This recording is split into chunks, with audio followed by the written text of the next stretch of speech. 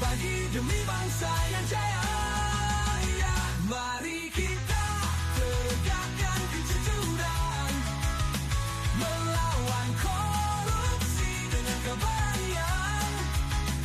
Anindasi tiap terang dalam gurita, membawa harapan cahaya integritas.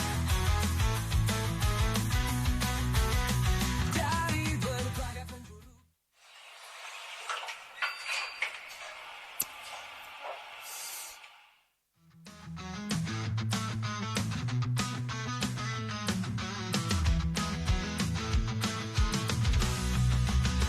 Di setiap jab yang kita jalani, mencari kebenaran tak henti-henti.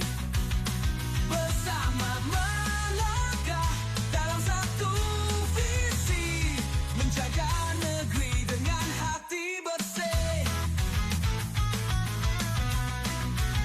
Kami Aninda Setia bersatu dalam hasrat, mempelajari, berbagi demi bangsa yang jaya. Ya, mari kita tegakkan kejujuran, melawan korupsi dengan keberanian. Anindasi tiap terang dalam gurita, membawa harapan. Assalamualaikum warahmatullahi wabarakatuh. Tabi pun, ya pun. Salam sejahtera untuk kita semua. Salam kebajikan. Yang kami hormati Bapak Kepala Perwakilan BPKP Provinsi Lampung, sekaligus yang akan bertindak sebagai naratama kita pada pagi hari ini, Bapak Agus Setiawan. Yang kami hormati Direktur Bisnis Bank Lampung, Bapak Abdul Karim Gusani. Yang kami hormati juga Vice President Audit Internal Bank Lampung, Ibu Sari, beserta Asisten VP APU PPT Bank Lampung, Bu Hanum, dan beserta tim seluruhnya. Ya, yang berbahagia para pelita Aninda Citya, baik yang hadir secara langsung maupun yang hadir melalui Zoom meeting. Kami ucapkan selamat datang dalam tayang bincang Aninda Citya keempat tahun 2026 dari perwakilan BPKP Provinsi Lampung, yang pada kali ini kita mengambil judul Membangun fondasi tata kelola anti fraud, optimalisasi fungsi pengawasan pada bank daerah. Kita beri tepuk tangan dulu Bapak Ibu. Ya, sebelumnya kami juga mengucapkan selamat menjalankan ibadah puasa Ramadan bagi rekan-rekan sekalian yang menunaikan. Tapi ini sebaiknya sebelum masuk ke bahasan utama, Mas Eko ya, kita memperkenalkan diri dulu. Perkenalkan, saya Aldi Haikal Pinasti, auditor di bidang investigasi perwakilan BPKP Provinsi Lampung, dan ini rekan saya. Saya Eko Wahyu Septiawan, saya juga auditor pada bidang investigasi perwakilan BPKP Provinsi Lampung. Senang sekali Bapak Ibu semuanya yang hadir secara di kantor maupun secara daring. Kita dapat berjumpa lagi dalam episode Aninda Citya pada hari ini. Jadi episode kali ini kita agak berbeda nih, Kal. Apa nih? Kalau dari beberapa episode sebelumnya kita dari awal.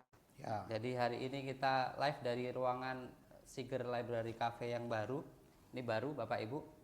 Nah, ada lagi yang beda, Kal? Ada. Ini kebetulan peralatan yang kami gunakan ini baru.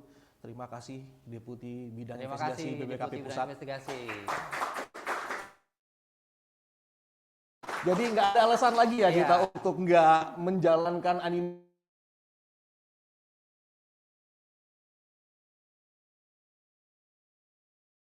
Citya dengan baik ya sekarang ya. Satu set baru semua. Sudah dikunci. Yang beda. Ada kita ada kopi dan snack Iya, ya Mas Eko betul ya. banget nih. Doakan kami kuat Bapak Ibu. Kering-kering nanti nih. Agak kering-kering sedikit lah ini ya. Nah, terus nanti ada juga ini kesempatan Bapak Ibu sekalian, sepertinya THR sudah masuk semua ya, tukin dan gaji semuanya. Semoga sudah masuk semua ya Bapak Amin, Ibu ya. amin. Kami kasih kesempatan. Nah, untuk hari ini, untuk penanya nanti akan ada hadiah e-wallet. Mas Nambah Eko. THR, nambah THR. Nambah THR, lumayan. Untuk jumlahnya berapa Mas Eko? Ya nanti tergantung anggaran. Tergantung anggaran. Jadi berapa anggaran dibagi berapa penanya Iya gitu? gitu. Oh gitu ya. Jadi makin sedikit yang nanya, makin besar Makin dapatnya. besar dapatnya. Tapi jangan gitulah ya. Nggak ikhlas, kita bisa biar bagi-bagi lah nanti ya. Iya. Jadi kita mungkin langsung aja kita ngomongin apa nih kalau hari ini episode kita kali ini. Kalau sesuai judul yang tadi ya, membangun tata kelola anti fraud di bank daerah. Jadi nanti kita mungkin akan lebih banyak membahas strategi pengendalian fraud di bank daerah. Kalau dalam konteks kali ini adalah di Bank Lampung ya, Iya. spesifik kita ya. Karena fraud di perbankan ini nggak ada habisnya Mas Eko. Jadi nggak hanya di bank daerah, bank BUMN, bank swasta, kelas nasional, kelas daerah, semuanya pasti pernah mengalami terdampak fraud. Betul, Macam-macam modusnya. betul. Paling umum mungkin kredit, kita udah sering dengar ya. Iya. Mungkin kredit usaha rakyat, kredit modal kerja dan segala macamnya, itu macam-macam lah. Terus ada lapping, penyalahgunaan wewenang, sampai yang unik-unik. Saya pernah punya teman itu salah satu auditor di bank BUMN, lumayan besar. Ini modusnya mungkin nggak akan terbayang sebelumnya ya.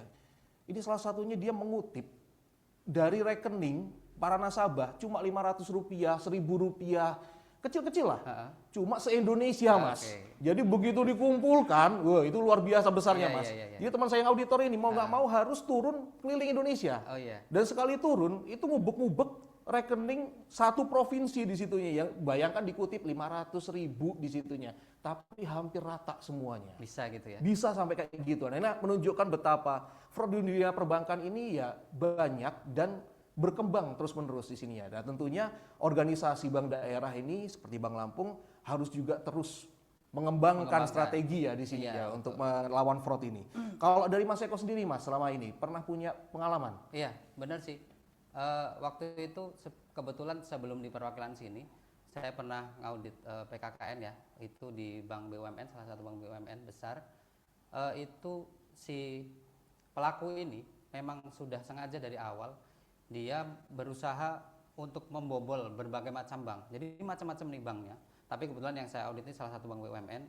Dari salah satu saksi yang kita periksa itu dia mengaku kalau si pelaku ini itu niat untuk bobol sampai 1 triliun. Jadi dia menargetkan. Iya, dia udah Bukan target. bukan orang banknya yang punya target, tapi Iya, ini betul. pelaku fraudnya Iya, punya iya, target. pelaku fraudnya dia punya target sampai mau bobol macam-macam bank 1 triliun. Kebetulan di perwakilan kami sudah PKKN itu di beberapa bank.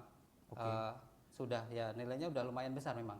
Ada juga yang di luar daerah juga. Nah, itu modusnya sampai dia itu ngakalin apa ya istilahnya ya?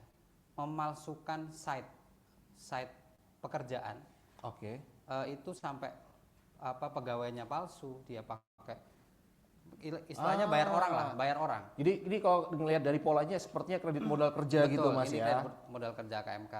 Terus apa namanya? Uangnya itu yang hasil ini diputar-puterin.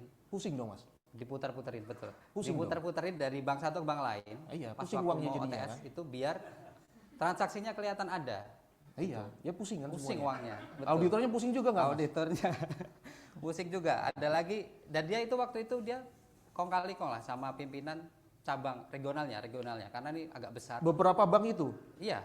Iya. sampai ke pimpinan Sampai cabang pimpinan regionalnya bank-bank itu regionalnya, juga. betul banknya. Jadi Menarik dia ya. udah kong kali kong dulu diarahkan gimana caranya biar nanti waktu kredit itu bisa masuk karena kan kalau dua bank ini direkturnya sama kan nggak bisa kan Iya, udah nggak memenuhi ini gitu istilahnya. Terus ada lagi di salah satu bank daerah juga itu sampai bangkrut.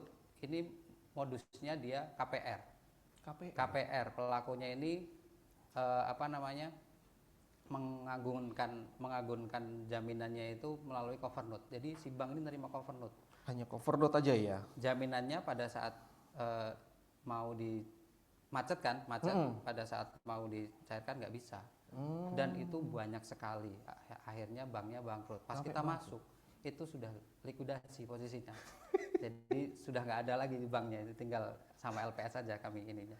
Oke, iya Itu iya. makanya apa namanya? Memang fraud di dunia perbankan itu modusnya macam-macam. Ya, dinamis sekali Iya. Mas ya di sini ya. Itulah makanya kita pada pagi hari ini kita pengen apa ya istilahnya pengen tahu nanti gimana POV-nya dari sisi perbankan dalam mengendalikan fraud di organisasinya oke. seperti apa.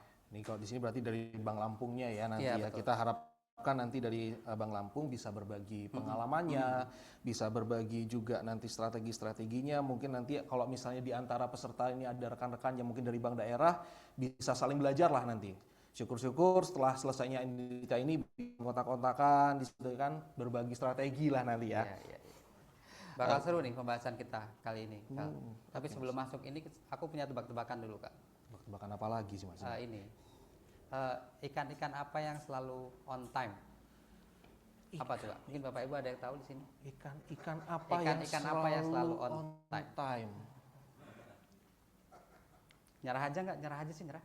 Ya udah, yang nyerah deh ya biar seneng ya, biar ketawa ya. Jawabannya ikan cakalang. Karena Karena cakalang kita akan mendengarkan arahan dari Bapak Naratama kita pada pagi hari ini. mohon dimaafkan para pemirsa ya, memang kawan saya ini kadang-kadang agak-agak begini nih. Iya, iya. Gitu ya Pak Kapar, maaf Pak. Cakalang kita akan mendengarkan dulu arahan dari kata pengantar ya dari Bapak Naratama kita, Bapak Kepala Perwakilan BPKP Provinsi Lampung, kepada Bapak Agus Setiawan. Kami persilakan untuk menempati tempat yang disediakan.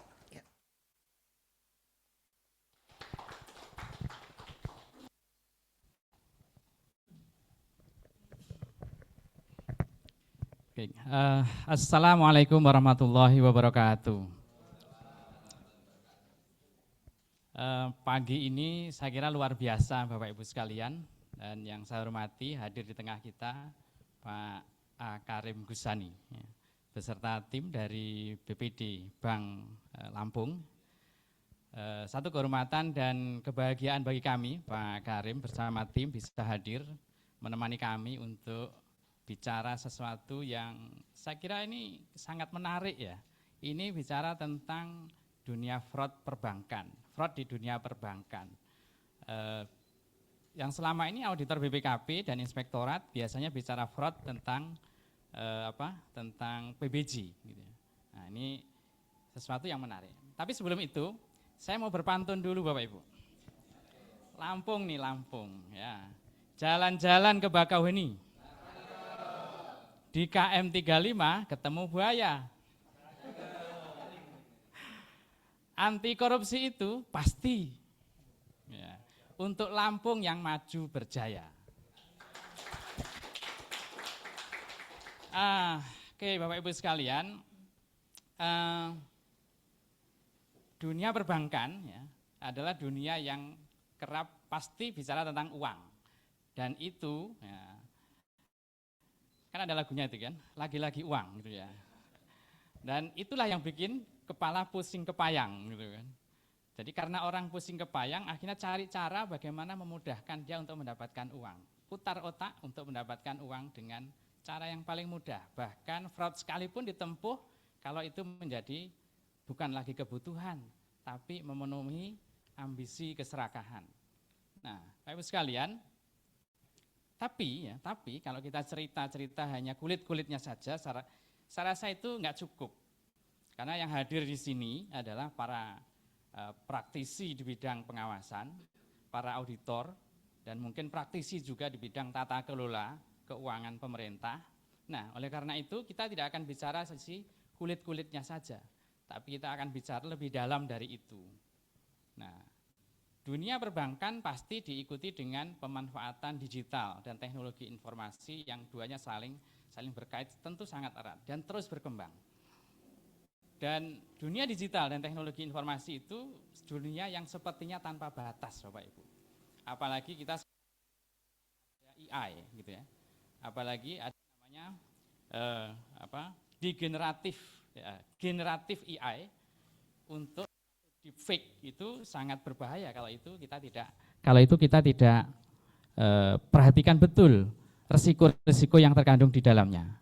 Nah, yang data terakhir saya coba lihat, OJK itu Bapak Ibu mencatat ada scam kejahatan siber dari tahun 2024 sampai 2025 itu tidak kurang dari 8,2 triliun. Di sisi lain ada ancaman siber itu mencapai 330 juta serangan. Nah, dunia perbankan dihantam dengan serangan-serangan seperti itu. Dan resiko-resiko yang langsung menyasar pada tujuan utama para pelaku korupsi. Ini tidak main-main. Oleh karena itu, semua pelaku, semua praktisi di dunia perbankan tentu aware dengan hal ini. Nah, awareness mereka yang mewujud dalam setiap tindakan dan aktivitas perbankan itu akan kita bedah pada kesempatan ini, akan dibedah oleh narasumber kita, Pak Karim Gusani, beliau adalah Direktur Bisnis di Bank Lampung dan akan ditemani oleh 2 praktisi anti korupsi BPKP Perwakilan Lampung, dan mereka juga sudah berkali-kali melakukan audit berkaitan dengan perbankan. Saya kira akan menjadi satu tim talkshow yang akan solid untuk menerjemahkan praktek anti fraud di dunia perbankan yang akan kita nikmati bersama sebagai sajian yang menurut saya sangat menarik. Bapak Ibu sekalian, tidak berpanjang kata, mari kita dan nikmati sesi ini di BPKP Provinsi Lampung untuk Anda semua di seluruh Indonesia. Terima kasih. Assalamualaikum warahmatullahi wabarakatuh. Warahmatullahi wabarakatuh.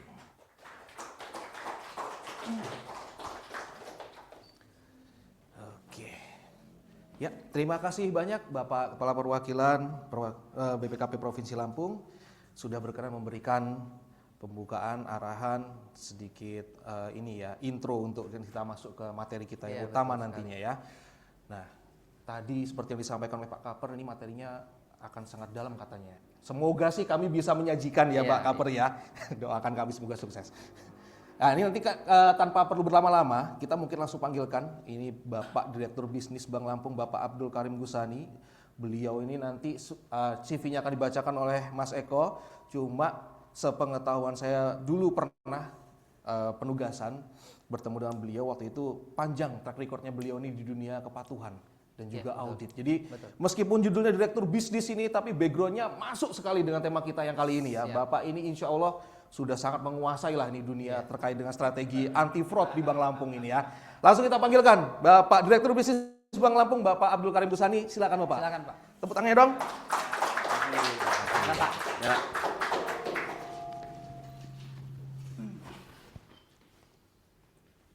Oke, sehat Pak Karim ya? Alhamdulillah. Sehat Pak. Selamat datang Pak di Ya. episode Adinda Cita kali ini. Terima kasih banyak sudah berkenan untuk hadir dan berbagi pengalaman. Nanti Pak, sebelumnya saya akan membacakan CV dari beliau, Bapak Abdul Karim Gusani, lahir di Tanjung Karang, tanggal 30 Agustus 1975. Pendidikan S1 Ilmu Hukum, Pak, betul ya? Ya. Dari Universitas Lampung. Jabatan beliau adalah pernah menjabat sebagai Kadif Kepatuhan Bank Lampung selama 8 tahun, kemudian Kadif Audit Internal selama 1 tahun, dan kemudian sekarang menjabat sebagai Direktur Bisnis Bank Lampung sejak tahun 2025, betul? Ya. Pak Karim. Ya. Ya. Kalau kita ngelihat dari CV-nya memang seperti yang tadi disampaikan oleh Haikal, sudah sangat Panjang sekali. track recordnya di dunia perbankan. Kita harapkan nanti Bapak bisa berkenan untuk berbagi cerita, berbagi pengalaman, POV-nya Bapak dalam mengendalikan fraud terutama Pak, dan strateginya di Bank Lampung mungkin seperti apa. Oke. Kita persilahkan kepada Pak Karim untuk selanjutnya mungkin memaparkan yang telah disiapkan dan menyampaikan Intro dulu lah Mas. Bapaknya itu? baru duduk juga loh. Iya. Ya kita kenalan dulu Pak, mungkin Pak. Mungkin dari Iya, iya. Bapak kira-kira bagaimana Pak? Apa itu? Mungkin perkenalan sedikit Pak dari Bapak, menceritakan pengalaman Bapak selama di divisi kepatuhan sebelumnya. Oke. Baik. Bismillahirrahmanirrahim. Assalamualaikum warahmatullahi wabarakatuh. Waalaikumsalam warahmatullahi wabarakatuh. Tapi pun, Ya pun. salam sejahtera untuk kita semua. Alhamdulillahirrahmanirrahim, kita bisa bertemu di kesempatan pada hari ini, siang pagi hari ini, di ruangan ini yang bagi kami juga suatu kehormatan sebenarnya. Kami bisa, Bank Lampung itu bisa menjadi narasumber lah. Kemudian apalagi tadi disampaikan ya, saya mungkin bisa dikatakan sudah mumpuni lah kaitan dengan fraud yang memang tema kita hari ini ya, yang menurut saya juga apa ya, di satu sisi jadi kebanggaan, di satu sisi juga memang ya kita harus sampaikan seperti tadi disampaikan oleh Mas Haikal ya kan, Mas Eko. Eko ya kan. Ya memang dan juga Pak Kaper tadi, dunia perbankan itu sepertinya fraud, kaitan fraud itu memang bisa dikatakan suatu keniscayaan ya. Saya. Suatu keniscayaan, kenapa? Karena memang selalu diikuti dengan upaya-upaya untuk melakukan fraud. Iya. Seperti Pak Kaper bilang tadi di pembukaan bahwa memang karena memang ngurus uang, Uang ya. sehingga memang akhirnya ya enak nih kan uang langsung. Tapi kalau misalnya fraud di pengadaan barang jasa atau yang lain, itu kan dia pakai proses-proses dulu iya, ya uangnya kan. belakangan, nanti Nah, kan kan masih. gitu, uangnya belakangan. Sehingga nanti dilakukan dulu seperti apa, diatur seperti apa ya kan, yang kita lakukannya bagaimana, nanti baru nih. Tapi kalau di perbankan ya kan, dengan modus-modus fraud yang dilakukan bisa langsung dapat kan gitu. Iya, iya. Ya kan langsung dapat.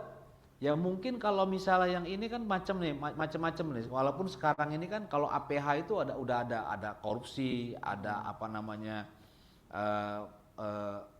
kaitan dengan aset macam-macam ya kan. Dan sekarang ini kan ya mungkin juga Bapak Mas semua berdua tahu, kaitan sekarang ini kan memang dia dianggap korupsi.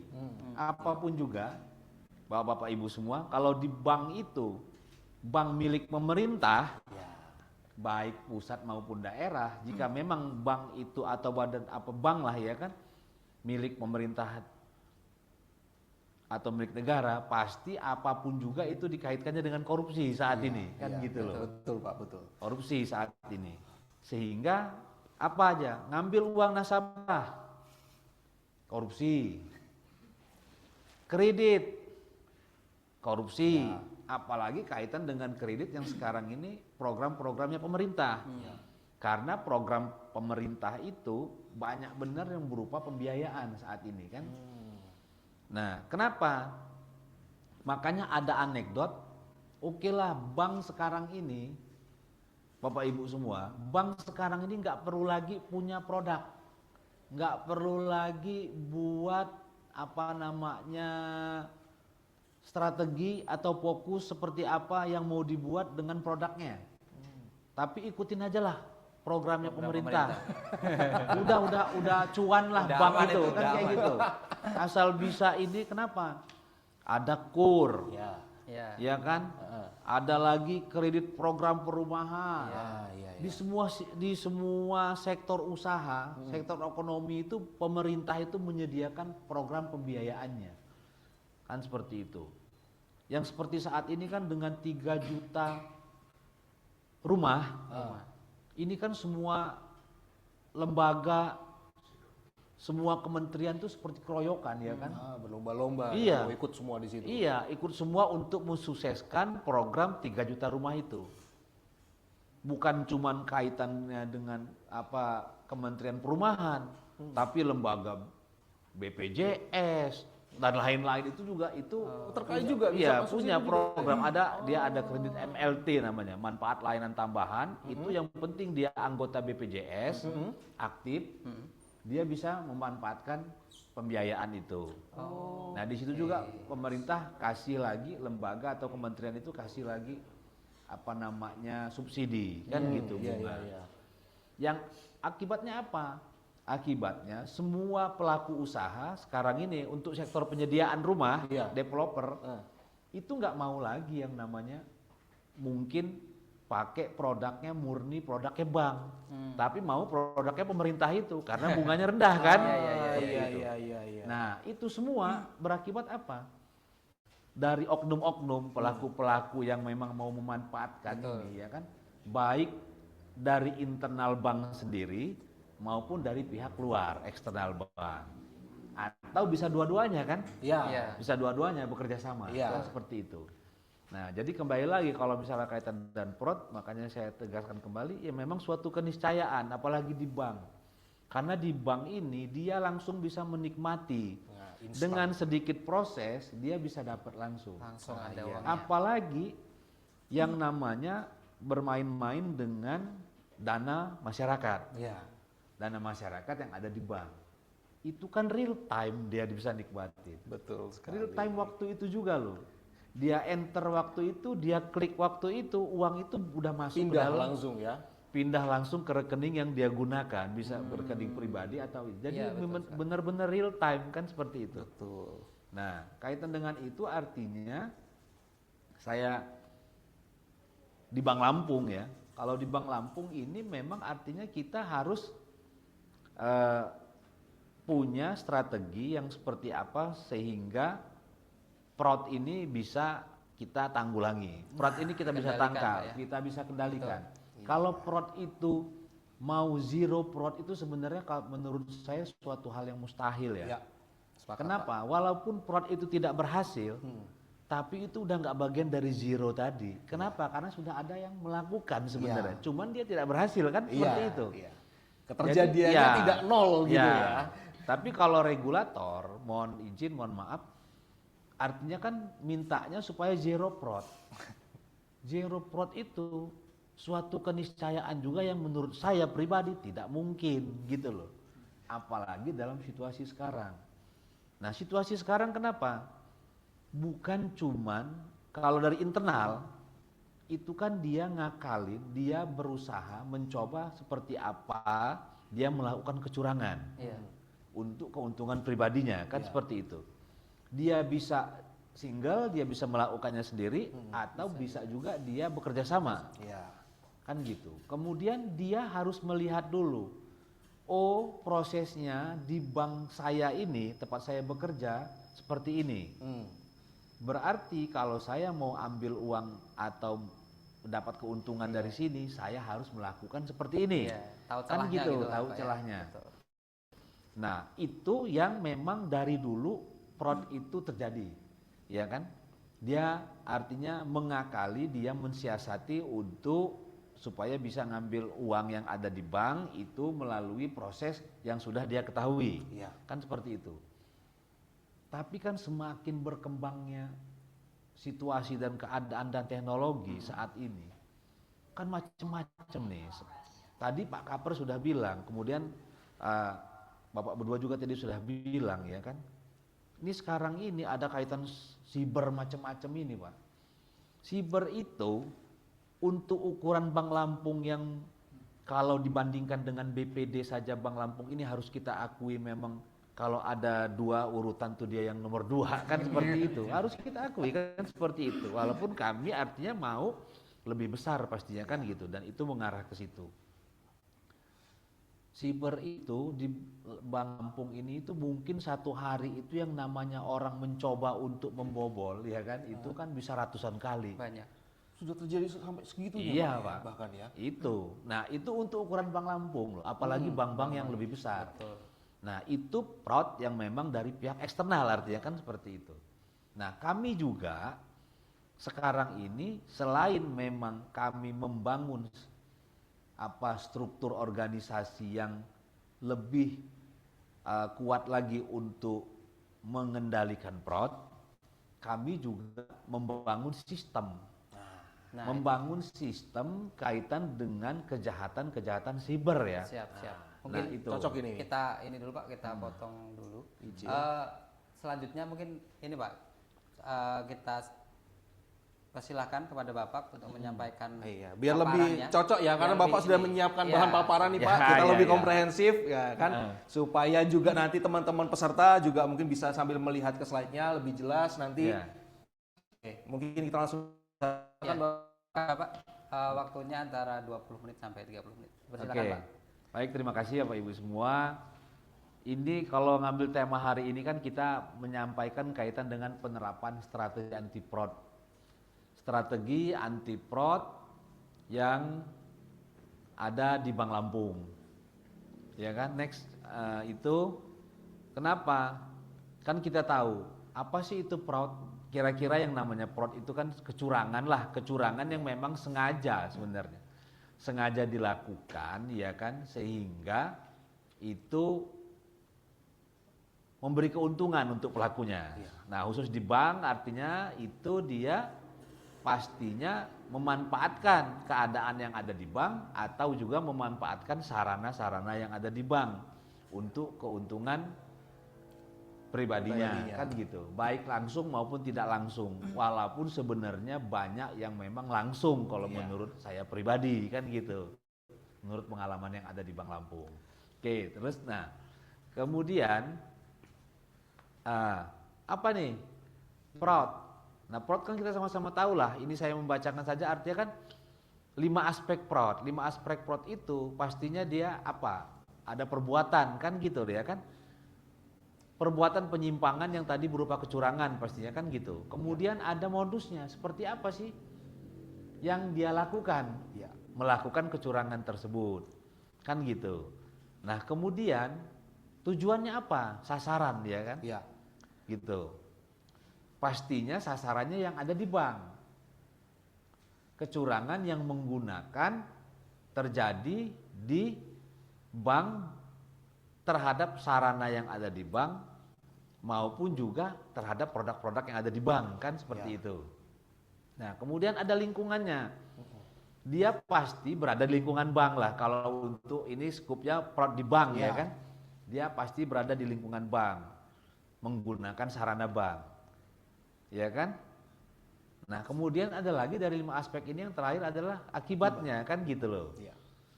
Yaitu kalau misalnya akibat itu pastinya bank atau nasabah ya menjadi korban. Iya. Ya kan gitu, menjadi korban dengan si pelaku fraud mendapatkan keuntungan. Kan kira-kira seperti itu. Nah, kenapa? Dan inilah 5 aspek fraud yang memang pasti bukan cuma di bank, Pak, menurut saya, ya kan. Tapi memang kaitan dengan di bank seperti yang awalan tadi saya sampaikan, itu adalah dia bisa langsung menikmati, kan seperti itu. Jadi bukan cuma kita kiriman uang atau yang lain terkait dengan jasa bank yang bisa real time, tapi juga fraud di bank ini memang real time dia bisa menikmati itu. Seperti itu, enggak lagi dia pakai proses nanti dia harus jual, harus apa, kan seperti itu. Bahkan mungkin melibatkan pihak yang lebih sedikit, Pak. Ya, Mungkin single fighter bisa pun single jadi, fighter, bisa single, dan itu pengalaman kita di bank itu banyak yang memang single. Oke, kan seperti itu. Oke, terus, ya kan? Nah, sekarang fraud model.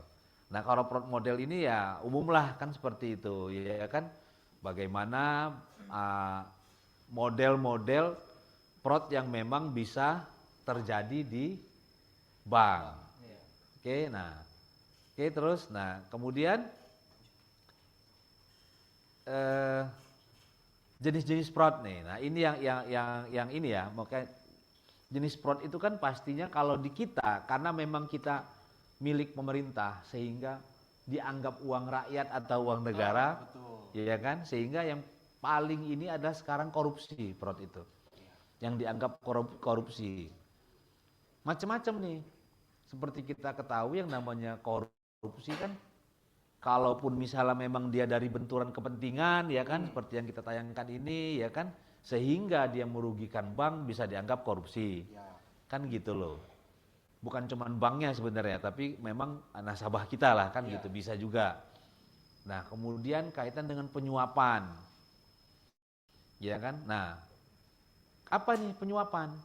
Karena bisa aja di bank itu, apalagi tingkatan kantor pusat seperti kita, di bank itu ada pelaksanaan pengadaan. Ya kan? Kemudian bank itu punya pendor-pendor. Nah, nggak bisa kita lupakan pendor di bank itu, pendor yang paling banyak adalah pendor teknologi.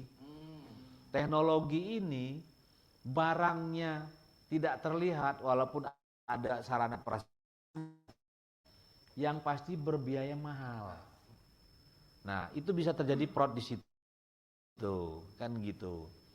Karena memang ya umumnya kaitan dengan pengadaan kan seperti itu, kemudian kaitan dengan tingkat persaingan.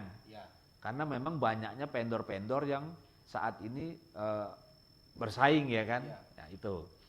Nah, kemudian juga penyalahgunaan aset. Penyalahgunaan aset ini ya banyak pastinya ya kan, dan ini menurut saya juga bukan cuma di bank kalau kaitan penyalahgunaan aset ya kan gitu loh. Bisa juga dia cakupannya apa? Penyalahgunaan uang tunai, penyalahgunaan uang tunai itu maksudnya kalau di bank ya kan gitu loh. Kemudian penyalahgunaan aset lainnya. Nah kemudian yang ketiga, salah satu jenis fraud yang itu tapi belum pernah ada nih di Bank Lampung, kecurangan laporan keuangan. Sepertinya minim ya. Ya, kecurangan laporan keuangan. Kenapa?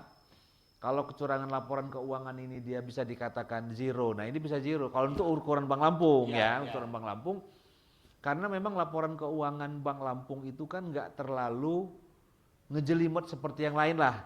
Kenapa? Karena Bank Lampung memang belum terlalu banyak juga kan kaitan dengan produknya seperti apa. Sehingga kita melakukan penyajian laporan keuangan itu memang pasti sesuai dengan regulasi yang ada. Kan seperti itu. Nah kemudian keempat, penipuan. Nah penipuan juga contohnya kalau di bank seperti apa? Bisa aja penipuannya itu kaitan dengan kepada nasabah. Misalnya dari oknum internal kita. Oknum internal kita itu mengatakan misalnya dia ada produk bank yang bisa langsung, misalnya seperti sekarang nih KTA itu kan ya, kredit tanpa agunan itu kan jadi ini tuh. Ya kan? Bahwa mudah dengan dia, tapi dia memberikan sesuatu dulu ya kan, sehingga nanti bisa segera cair kan gitu loh. Kemudian nanti nggak usah dipikirin angsurannya, udah ada dianggap itu seperti, karena memang kami di bank pemerintah itu seperti bantuan pemerintah, kira-kira kayak gitu. Nah itu kan termasuk penipuan kan gitu loh. Nah kemudian yang kelima, pembocoran informasi rahasia bank. Nah pembocoran rahasia bank ini sampai dengan saat ini alhamdulillah kalau di Bank Lampung ya belum pernah ada kan seperti itu. Nah kemudian seperti juga ini tindakan lain yang dapat dipersamakan dengan fraud. Nah tapi yang memang saat ini kalau di Bank Lampung itu dia korupsi. Kenapa? Karena memang saat ini kita sudah beberapa tahun terakhir, 10 tahun terakhir, yang menurut kita memang signifikan, yang menurut kita itu angkanya material ataupun tidak material, itu kalau misalnya memang dia berupa pelanggaran hukum, tindakan kami sekarang laporkan ke penegak hukum. Langsung kami laporkan ke penegak hukum. Kenapa? Karena memang itu hal-hal yang memang menjadi programnya pemerintah. Nah seperti kredit kur ya kan gitu loh. Akhirnya kita sudah jaga seperti apa, ternyata di Bank Lampung juga kena juga nih kredit kur kita ya kan gitu. Nah itu nanti bisa kita sampaikan, karena menurut saya pribadi dari pengamatan saya, memang di luaran ini saat ini banyak orang-orang, oknum-oknum yang memanfaatkan sebenarnya, sehingga dia akan melihat keadaan untuk mencari yang di internal bank yang bisa diajak kerjasama. Itu karena ada di kita memang ini sudah jaringan. Sudah jaringan. Dan itu saya yakin bukan cuma di bank kita yang dia lakukan pembobolan, tapi juga di bank-bank lain. Jadi mereka punya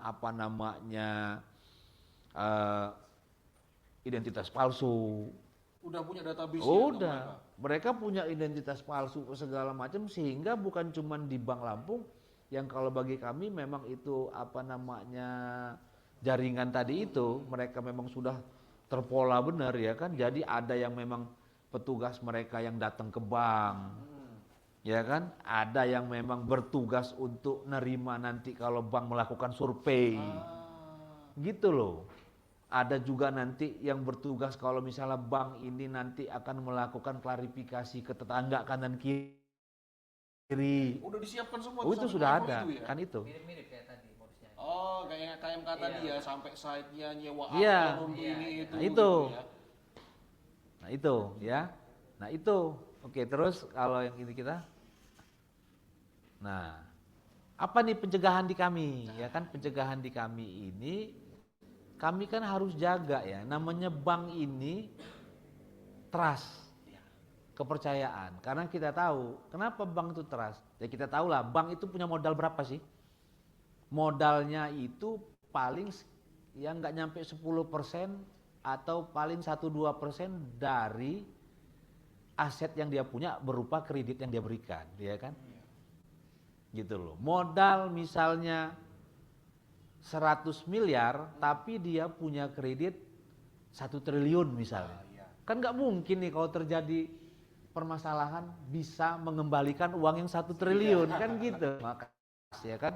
Nah, di Bank Lampung itu selalu ya, artinya kaitan dengan struktur organisasi, kaitan dengan tindakan apapun juga kami memang konsentrasinya kepada strategi anti fraud. Sehingga misalnya kami melakukan kami selalu secara dinamis itu, secara progresif kami melakukan penyesuaian untuk mengendalikan fraud. Karena bagi kami yang namanya seperti saya sampaikan di awal tadi, fraud itu suatu keniscayaan yang nggak mungkin lah kalau bagi pribadi saya yang namanya zero fraud itu nggak mungkin kan gitu loh. Nah kami melakukan apa? Dari tone of the top. Dari atas kami melakukan yang namanya kebijakan yang kami susun apa segala macam sehingga untuk mengendalikan fraud itu tujuannya. Kemudian kami juga selalu melakukan edukasi. Kenapa? Kalau di kepatuhan, waktu saya di kepatuhan itu ada budaya kepatuhan namanya. Budaya kepatuhan itu bisa kita lakukan dan kita bisa punya target bahwa sekian bulan ini sudah jadi budaya. Sehingga nggak perlu lagi yang namanya kita melakukan ngajarin, nggak perlu lagi kita ngingetin. Ya itu udah jadi budaya. Ya kan budaya kepatuhan artinya sesuai dengan ketentuan yang ada. Nah tapi di anti fraud ini juga ada budaya anti fraud. Tapi budaya anti fraud di bidang fraud ini ya kan itu tidak sama dengan budaya-budaya yang kalau yang lain itu kita bisa tahu nih dengan strategi kita seperti ini dalam sekian waktu kita punya target 90% berhasil nih udah jadi budaya. Oh, tapi kalau anti fraud itu kita lebih sulit lah gitu ya kan. Kenapa? Karena setiap waktu harus kita ingatkan. Gitu loh. Kita ingatkan seperti apa, kita selalu melakukan edukasi, macam-macam edukasi kita ya kan. Baik secara langsung maupun tidak langsung. Kan gitu. Kenapa? Kita berharap nih yang namanya lingkungan Bank Lampung ini fraud itu benar-benar nggak terjadi kan seperti itu. Harapan kita kan seperti itu. Itu goalnya, tujuan kita. Walaupun itu akhirnya setiap waktu harus kita lakukan. Nah macam-macam kita melakukannya itu ya kan di setiap kesempatan, di setiap waktu selalu kita ingatkan. Kenapa? Apalagi sekarang ini dengan pekerja-pekerja kita, karyawan-karyawati yang Gen Z ya kan gitu loh. Gen Z ini kan selalu berpikirnya enak-enak aja ya kan, nggak berpikir ke depan, nggak berpikir dia mau cepetnya aja kan gitu. Nah kemudian dari sistem dan aplikasi juga, kami juga punya ORSA namanya, ya kan, Operational Risk Self Assessment.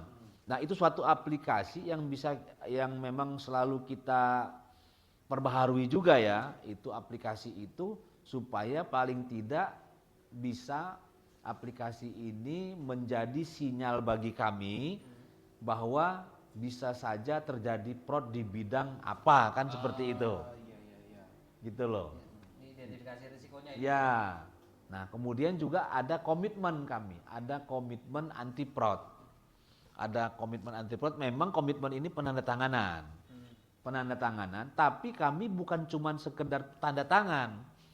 Sebelum melakukan penandatanganan itu, kami pastikan bahwa tone of the top yang kami lakukan itu sudah mereka terima dan mereka bisa menyadari itu. Kemudian juga edukasi yang kami lakukan terkait dengan strategi anti fraud itu mereka bisa semua kalangan di Bank Lampung itu sudah menerima dan menyadarinya. Kemudian juga dari sistem-sistem kami seperti aplikasi ORSA itu sudah berjalan. Nah terakhir kami melakukan komitmen. Ini ada komitmen loh. Di dalam komitmen kami itu juga ada isinya bahwa kalau misal memang terjadi fraud, melakukan fraud, itu kita akan ambil tindakan sesuai ketentuan hukum yang berlaku. Sehingga nggak ada lagi nih. Kalau misalnya ada, karena kami antisipasi ya, ada bahasanya dari pekerja yang melakukan fraud, saya nggak pernah dikasih tahu ya kan? Saya nggak pernah diingetin, ya kan? Saya nggak pernah lihat aturannya, kan gitu. Nah itulah. Nah waktu pas mau penandatangannya deklarasi anti fraud tuh kami ingatkan, ini loh, udah ya, udah pernah, kan kayak gitu, ya. Nah kemudian deteksi juga nih, kita memang dari sisi regulasi juga diharuskan sekarang ini kan harus ada FDS, Fraud Detection System. Dan FDS ini di semua produk, di semua aplikasi yang ada di bank kalau misalnya memang lebih bagusnya seperti itu. Kan gitu, ya kan itu. Apalagi kaitan dengan digitalisasi kan. Nah ada sistem memang misalnya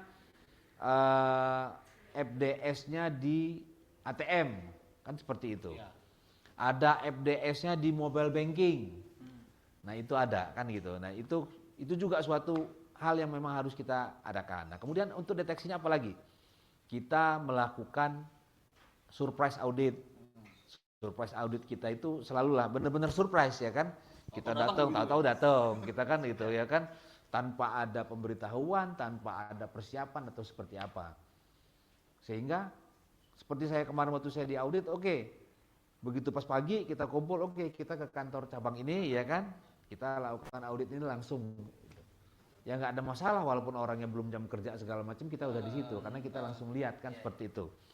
Nah kemudian juga ada WBS, Whistleblowing System. WBS kita ini ya udah inilah berlaku juga pastinya di semua badan usaha ya. Itu ada WBS.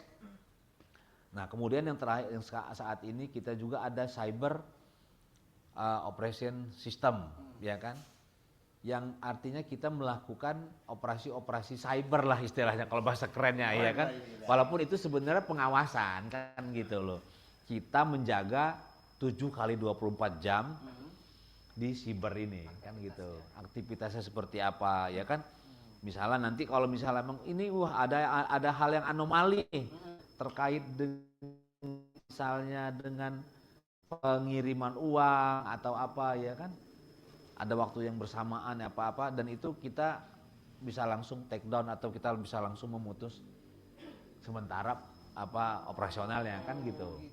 Ya kan, nah, karena memang makanya ada terkadang di bank dia selain memang melakukan pemeliharaan, tapi ada juga memang yang memang dia putus dulu tuh karena dia lihat loh kok ada apa nih. Hal itu dari petugas-petugas siber yang memang selalu melakukan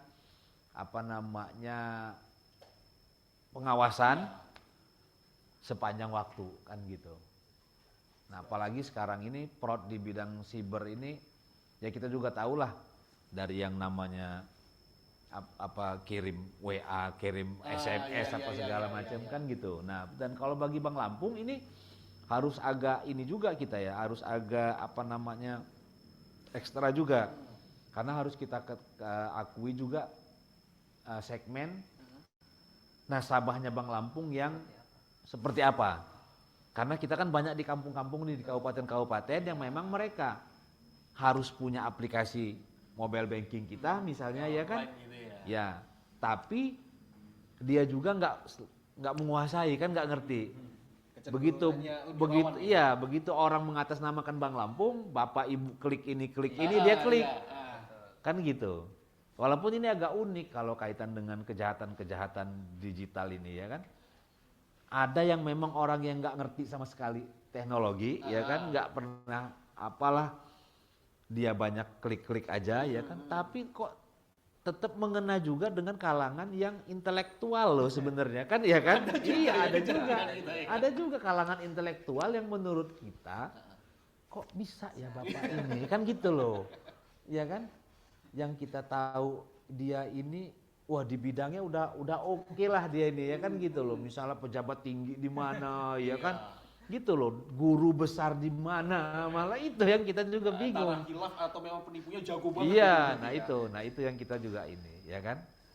Nah itu, kemudian tools kita, ya kan, tools kita itu banyak lah sekarang kita ada dashboard FDS, kemudian kita ada dashboard aplikasi antivirus, kemudian kita ada WBS, ya kan, whistleblowing system, kemudian juga kita ada dashboard SOC kan seperti itu. Terus ada lagi Yang lain Pak, terus next. Nah, itu tadi itu ya kan. Nah, kemudian kaitan dengan investigasi, nah, respon kita lah seperti apa ya kan.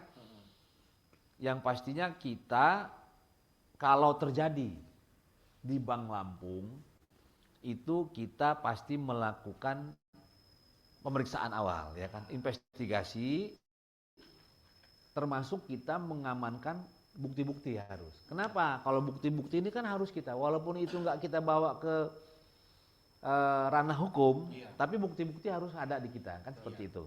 Sehingga nanti kita banyak sih ini ujungnya tujuannya adalah kita mau ya penggantian kerugian macam-macam kan gitu, recovery kerugian kita kan seperti itu. Nah, setelah kita melakukan investigasi, ada lagi kita melakukan penetapan sanksi. Kita kenakan sanksi dari yang teringan sampai dengan yang terberat. Yang terberat itu setelah udah kita lakukan PHK dan kita lakukan proses hukum. Kamu nggak boleh, makanya tadi yang kata seperti Mas Haikal yang memang melakukan pemeriksaan kita di Tengku Umar, di mana itu kan jelas-jelas ini tindak pidana kan seperti itu ya kan, dan kami juga nggak mau kesalahan kalau misalnya memang kami dianggap menyembunyikan tindak pidana kan seperti itu. Nah, sampai dengan penetapan sanksi kita kan, walaupun dia tidak melakukan, tapi kita anggap dari bukti-bukti yang ada hasil investigasi kita itu dia memang mengetahui. Jangankan dia melakukan ya atau dia turut serta, tapi dia mengetahui itu pasti kita kenakan sanksi. Nah itu. Kemudian sampai dengan menurut kita memang harus kita lakukan proses hukum, itu kita lakukan proses hukum. Kenapa? Karena di bank ini kan nggak sembarangan juga mau melakukan proses ke aparat penegak hukum. Karena kaitan dengan reputasi kan. Itu makanya banyak lembaga-lembaga keuangan khususnya bank itu memang maunya dia udahlah di bawah tangan aja diselesaikan. Internal ya Pak. Internal aja. Sepanjang memang kerugiannya sudah dikembalikan, kita oke lah, nggak perlu kita bawa ke penegak hukum karena reputasi itu. Nah, tapi kami sudah beberapa tahun terakhir sesuai dengan perkembangan zaman ya kan, perkembangan situasi keadaan yang ada, kami banyak juga yang lari ke penegak hukum, proses hukum kan gitu. Nah tapi dari semua itu kalau misalnya memang kami juga nggak melakukan perbaikan dan kontrol terhadap sistem yang ada kan gitu, sama aja bakal akan terjadi berulang kan seperti itu. Makanya kalau kami nggak mau itu berulang kan ya seperti yang di awal sebenarnya, internalisasi budaya anti fraud apa segala macam itu. Nah itu yang kami lakukan di Bank Lampung ya kan, dalam rangka mengendalikan fraud. Nah itu ya, kesalahan yang pernah terjadi. Nah ini diantaranya yang pertama, pembukaan rekening tabungan oleh nasabah dengan menggunakan identitas pihak lain. Jadi nasabah itu pernah terjadi di kita satu kali. Nasabah itu yang seperti kata saya jaringan tadi itu. Jadi jaringan ini ada jaringan kredit, ada jaringan danal. Nah orang-orang ini dia buat identitas palsu, kemudian dia buka rekening ya kan untuk menampung. Untuk menampung. Nah kemudian ada lagi petugas, ada kelompok mereka yang lain yang bertugas membobol rekening nasabah lain untuk ditransfer ke rekening dia. Nah maksudnya apa? Supaya bank percaya, karena ini pikir bank hanya pindah buku antar rekening nasabahnya Bank Lampung sendiri. Dari si A ke si B yang sesama di Bank Lampung. Padahal ini udah jaringan nih. Kan gitu.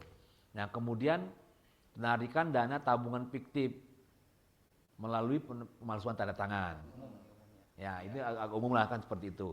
Kemudian yang pernah terjadi juga itu penyalahgunaan wewenang dan atau penggelapan dana setoran angsuran atau pelunasan kredit.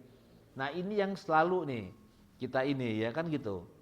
Karena ternyata kita ketahui juga ada juga loh yang memang begitu mau ketahuan dia bayar kan, dia setor gitu loh. Jadi nggak terdeteksi lagi. Nggak terdeteksi lagi, dan itu modus-modus seperti itu kami ini udah terbaca dengan kami kan gitu loh. Sehingga kami ya udah tahulah seperti apa sekarang ini kan gitu loh. Kenapa? Angsurannya 5 juta sebulan. Karena memang dia ditagih kemudian dia bayar, ya kan? 5 juta. Terkadang kan petugas kita ini pernah juga nih di kita ini dia store-nya 4 juta, ya kan? Nah, debitur ini belum ada uangnya, masih sejutanya kurang, ya kan? Padahal udah semua, kan gitu loh. Nah, itu pernah juga, kan kayak gitu, ya kan? Kemudian kredit topengan. Kredit topengan ini pernah juga terjadi di kita, walaupun sekarang ini apa ya, udah semakin menurun, artinya menurun bisa diomongin nggak ada lagi, tapi memang yang jaringan yang kerjasama tadi itu, seperti yang di Tengku Umar, yang seperti Mas Haikal itu, ya kan, itu sebenarnya kan, ya itu kerjasama lah, ya kan gitu loh. Dia dengan memanfaatkan situasi, ya kan, kredit kur, itu. Kemudian perbuatan transaksi kas keluar fiktif.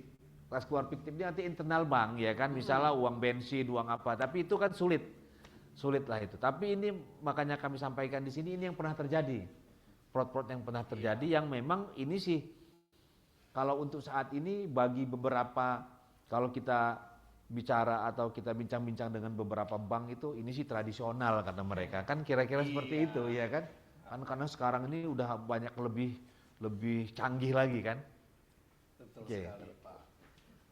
Iya. Masih ada Next.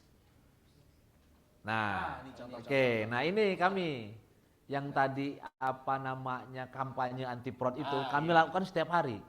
Baik dalam kesempatan kalau misalnya memang ada suatu event atau acara, baik juga yang memang kita pasang. Harian gitu ya. Ya, di dalam apa namanya Di lingkungan kantor ini. di lingkungan kantor yang memang kita tempel, atau juga di dalam sarana itu kita media sosial pasti yang kita tempel pasti, kemudian juga di dalam apa PC atau laptop yang memang tersambung dengan core Jadi kayak banking pop-up kita, gitu ya. ya. Nah itu kita keren, ingatkan keren, kan keren, gitu keren. loh. Nah ini kita ngingetin bahwa kita ada whistleblowing, Iya. kemudian kita mengingatkan juga bahaya judi online, karena kita tahu nih sekarang ini yang judi online ini yang Gen Z sekarang, ya kan. Ini biasanya jadi penyebabnya ini, Pak. Iya, itu Salah kita satu pemicu utama ya ini kita ya. ingatkan tuh bahaya judi online. Kemudian kita sebutin juga fraud itu apa nih, seperti apa kan gitu. Kita ingatkan itu. Jadi di medsos, di dalam sistem kita yang ada, maupun di dinding-dinding kita nih. Nah, iya. kita buat apa namanya banner-banner atau apa Supaya seperti ingat itu. terus ya. Ya. Oke, baik. Izin Bapak, ini Ya. sebenarnya sangat menarik sekali. Kita Ya. masih akan lanjut diskusi nih ya Mas Eko Ya. ya. Cuma dari tadi tim produksinya sudah siap lempar papan ke saya, minta break ini kayaknya. Oke. Oke, jadi mohon maaf Pak ya, mungkin Ya. kita break dulu sementara waktu ini ya. Nanti jangan lupa terus ikuti, karena nanti setelah ini kita masih akan lanjut diskusi. Lalu akan ada sesi tanya jawab untuk tadi nambah THR rekan-rekan sekalian. Oke. Ya, sampai jumpa lagi nanti setelah break. Terima kasih. Ya, kita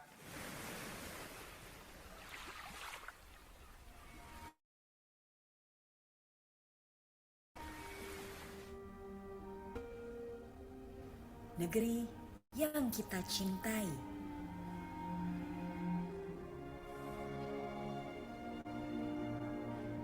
Dari Sabang sampai Merauke,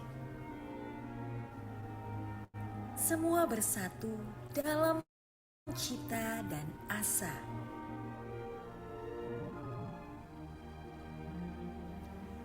Disinilah kami berdiri.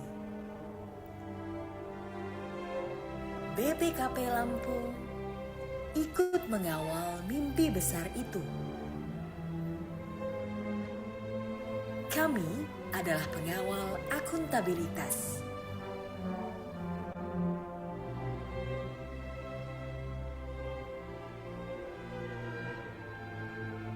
Mengawal agar setiap kebijakan tepat guna dan setiap program sampai ke tangan rakyat. Dari ruang kerja yang penuh data hingga lapangan yang penuh cerita.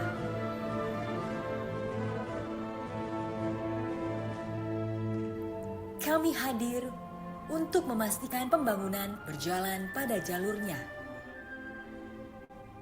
Agar dana pembangunan memberikan manfaat nyata, agar setiap rupiah berarti untuk pendidikan, kesehatan, dan kesejahteraan.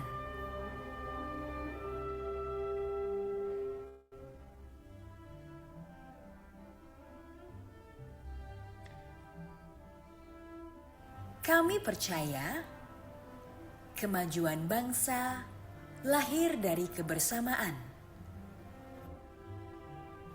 dari hati yang selalu ingin memberikan yang terbaik. Karena Indonesia yang bersatu adalah Indonesia yang kuat.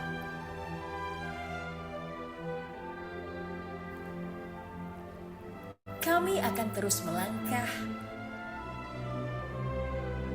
menjaga integritas, mengawal pembangunan, dan merawat persatuan. Dari Lampung untuk Indonesia.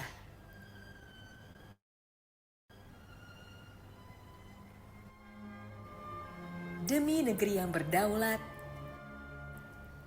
adil, dan makmur.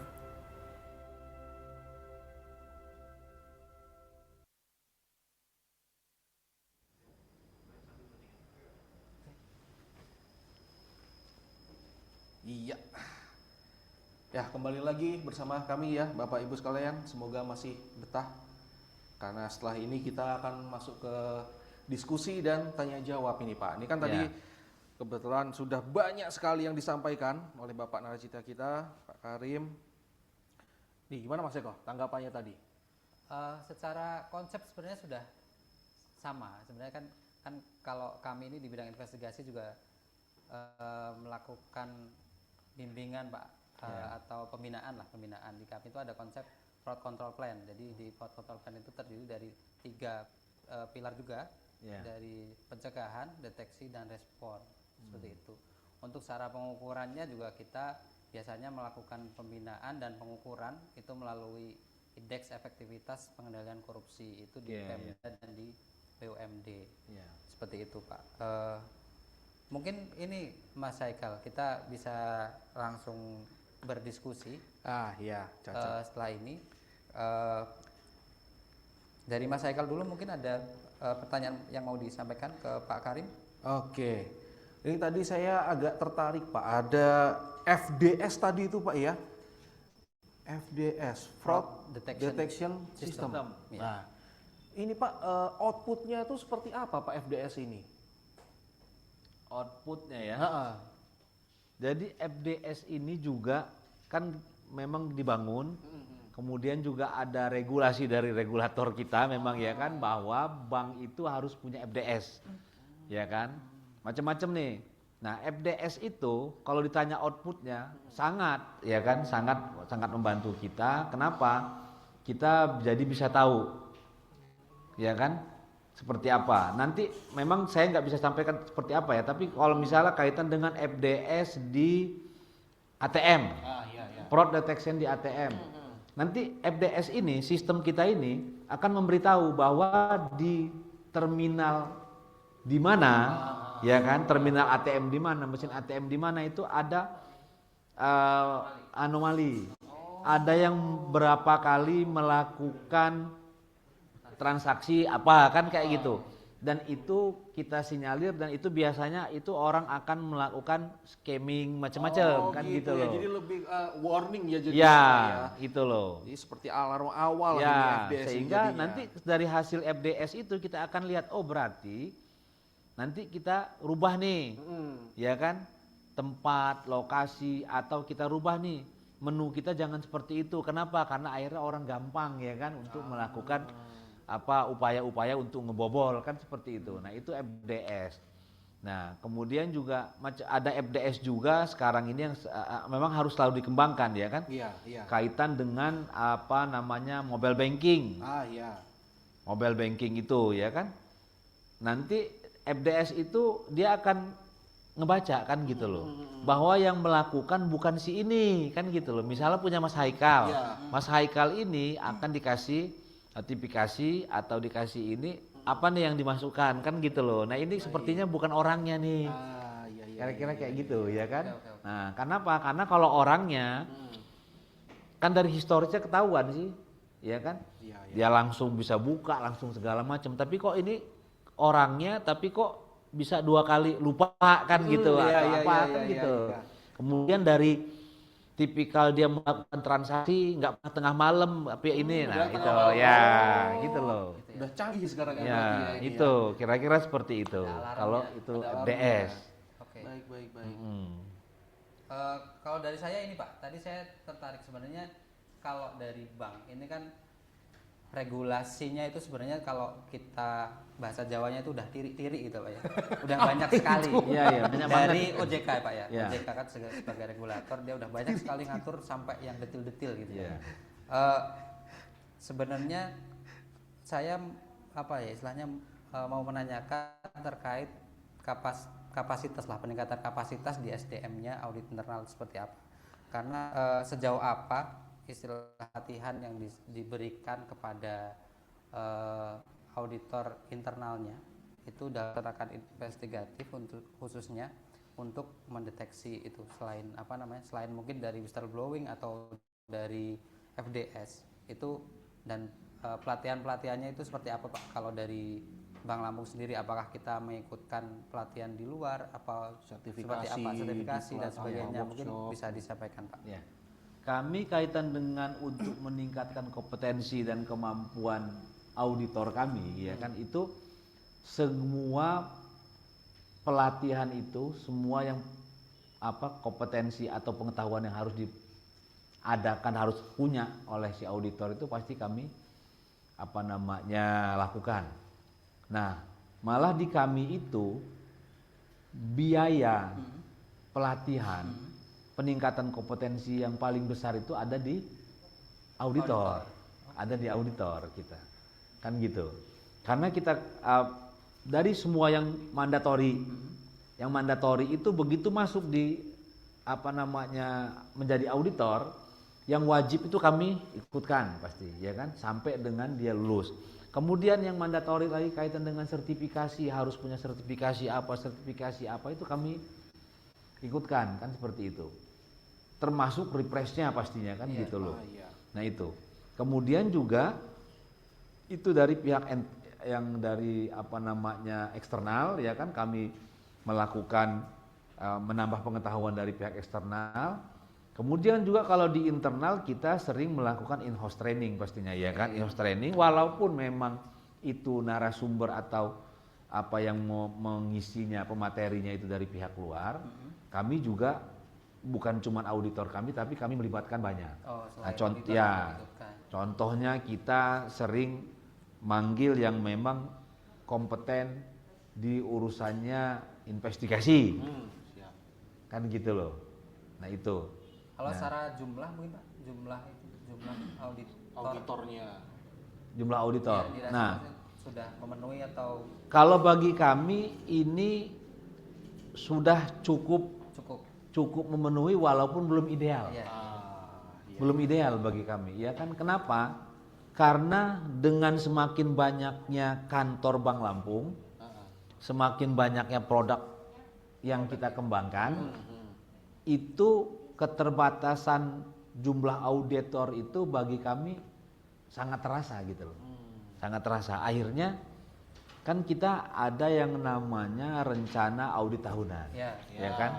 Nah, untuk rencana audit tahunan itu aja kita nggak bisa yang namanya setiap kantor atau setiap lini usaha kami itu dilakukan dengan waktu yang ideal. Walaupun kami berusaha dalam 1 tahun semua objek pemeriksaan baik kantor ataupun apapun juga itu kami lakukan pemeriksaan. semuanya berarti Pak. Semua. Kenapa? 1 kantor, 39 kantor kami itu kami lakukan pemeriksaan. Kemudian kan ada pemeriksaan-pemeriksaan sesuai dengan ketentuan kan, aturan, regulasi bahwa setiap tahun bank itu harus melakukan audit TI, audit apa itu kan harus kita lakukan tuh. Nah, itu kami lakukan. yang memang bisa dengan orang internal kami, dengan internal auditor kami, tapi yang memang kami harus melibatkan pihak independen sesuai dengan ketentuannya, pasti kami dengan pihak independen. Tapi kan kami juga kan harus mendampingi itu, kan itu. Nah kemudian ya lebih lagi kaitan dengan tema kita hari ini, kaitan dengan prod. Begitu ada prod, auditor kami itu mau tidak mau harus melakukan investigasi atau pemeriksaan secara langsung, turun secara langsung, sehingga kami atur. Memang kalau bagi kami sudah cukup ideal, tapi kalau misalnya dikatakan belum ideal banget, memang belum ideal banget. Kan gitu loh. Kalau dari pihak auditor, kurang jumlah di situnya. Belum ya. ideal, tapi Belum sudah ideal. karena semua Bisa tadi saat disampaikan, ini, tapi nggak ideal. Iya. Banyak yang ini. semua kantor dia bisa ya. diperiksa secara Ya, tahunan. tapi bukan dengan waktu yang tadinya. mungkin nggak Cukup. ideal. Ya, Iya. itu. Akhirnya kami tadinya satu kantor itu 5 hari kerja, ya kan? Ini kan kami pangkas akhirnya 3 hari, Oh, kan gitu. seperti Berarti itu. harinya yang kurang. Nah, itu. Berminat Mas. Hah? Berminat. Mas. Belum ideal. loh. Kalau berminat bisa kita Oke, ini ada Saya info, ketawa. ada yang raise hand mau bertanya ini. Iya. Kita, oh iya, Bang Panca Tirta Yasa. Wah, ini Coba kita tampilnya ini. ditampilkan dulu lah ini Bang Is. Panca. Masih tetap badai ya. Ya, oke. Assalamualaikum warahmatullahi wabarakatuh. Ya, semoga terdengar ya suaranya. Selamat siang para naracitya yang luar biasa, Pak Karim, Mas Eko, dan juga Mas Haikal, dan juga mungkin ada Pak Kaper selaku naratama. Selamat siang, dan juga para korwas. Izin Pak, mau bertanya dan juga berdiskusi. Ini kebetulan kan materinya daging banget nih. Dan buat saya pribadi yang selama udah puluhan tahun di sektor publik, ketika mendapatkan insight terkait sektor perbankan tuh kayak benar-benar mendapatkan banyak wawasan baru lah seperti itu. Cuma ada 2 pertanyaan jika berkenan untuk kita diskusikan, Pak. Yang pertama itu terkait tadi bahwa di Bank Lampung sendiri sebenarnya sudah punya menerapkan whistleblowing system kan seperti itu. Nah, pertanyaan saya yang pertama terkait whistleblowing system itu ini Bapak boleh mengambil case-nya mungkin di Bank Lampung sendiri ataupun pandangan Bapak terhadap implementasi whistleblowing system di seluruh perbankan ya, di sektor perbankan gitu. Bagaimana bank memastikan bahwa whistleblowing system itu benar-benar udah efektif, tapi tidak hanya efektif, tapi benar-benar juga aman dan dipercaya. Aman ini aman termasuk untuk pelapornya. Karena kan kadang whistleblowing system tuh orang males ngadu karena dia ada kekhawatiran identitas dia bakal diungkap dan justru nanti dia yang bakal dipermasalahkan seperti itu. Saya coba untuk nge-benchmark nih, bandingin bagaimana saya ketika mengadu ke bank yang ada di Indonesia dengan ketika pengalaman saya setahun di luar, Pak, mengadu untuk bank di luar negeri seperti itu. Di Indonesia ketika saya mengadukan sesuatu, dispute ya, saya ketika mengajukan dispute, prosesnya lama banget, berbelit-belit. Bahkan saya baru dapat reportnya tuh setelah 6 bulan berikutnya. Itu pun setelah saya coba tanya lagi gitu kan. Jadi case saya itu belum selesai setelah 6 bulan. Saya coba ketika waktu itu Bank of Scotland, saya baru nelpon sepersekian menit, itu bank responnya itu bahkan sangat minta maaf dan dia langsung mengajukan sebagai permintaan maaf kami, izinkan kami untuk mentransfer duit ke Bapak sejumlah sekian.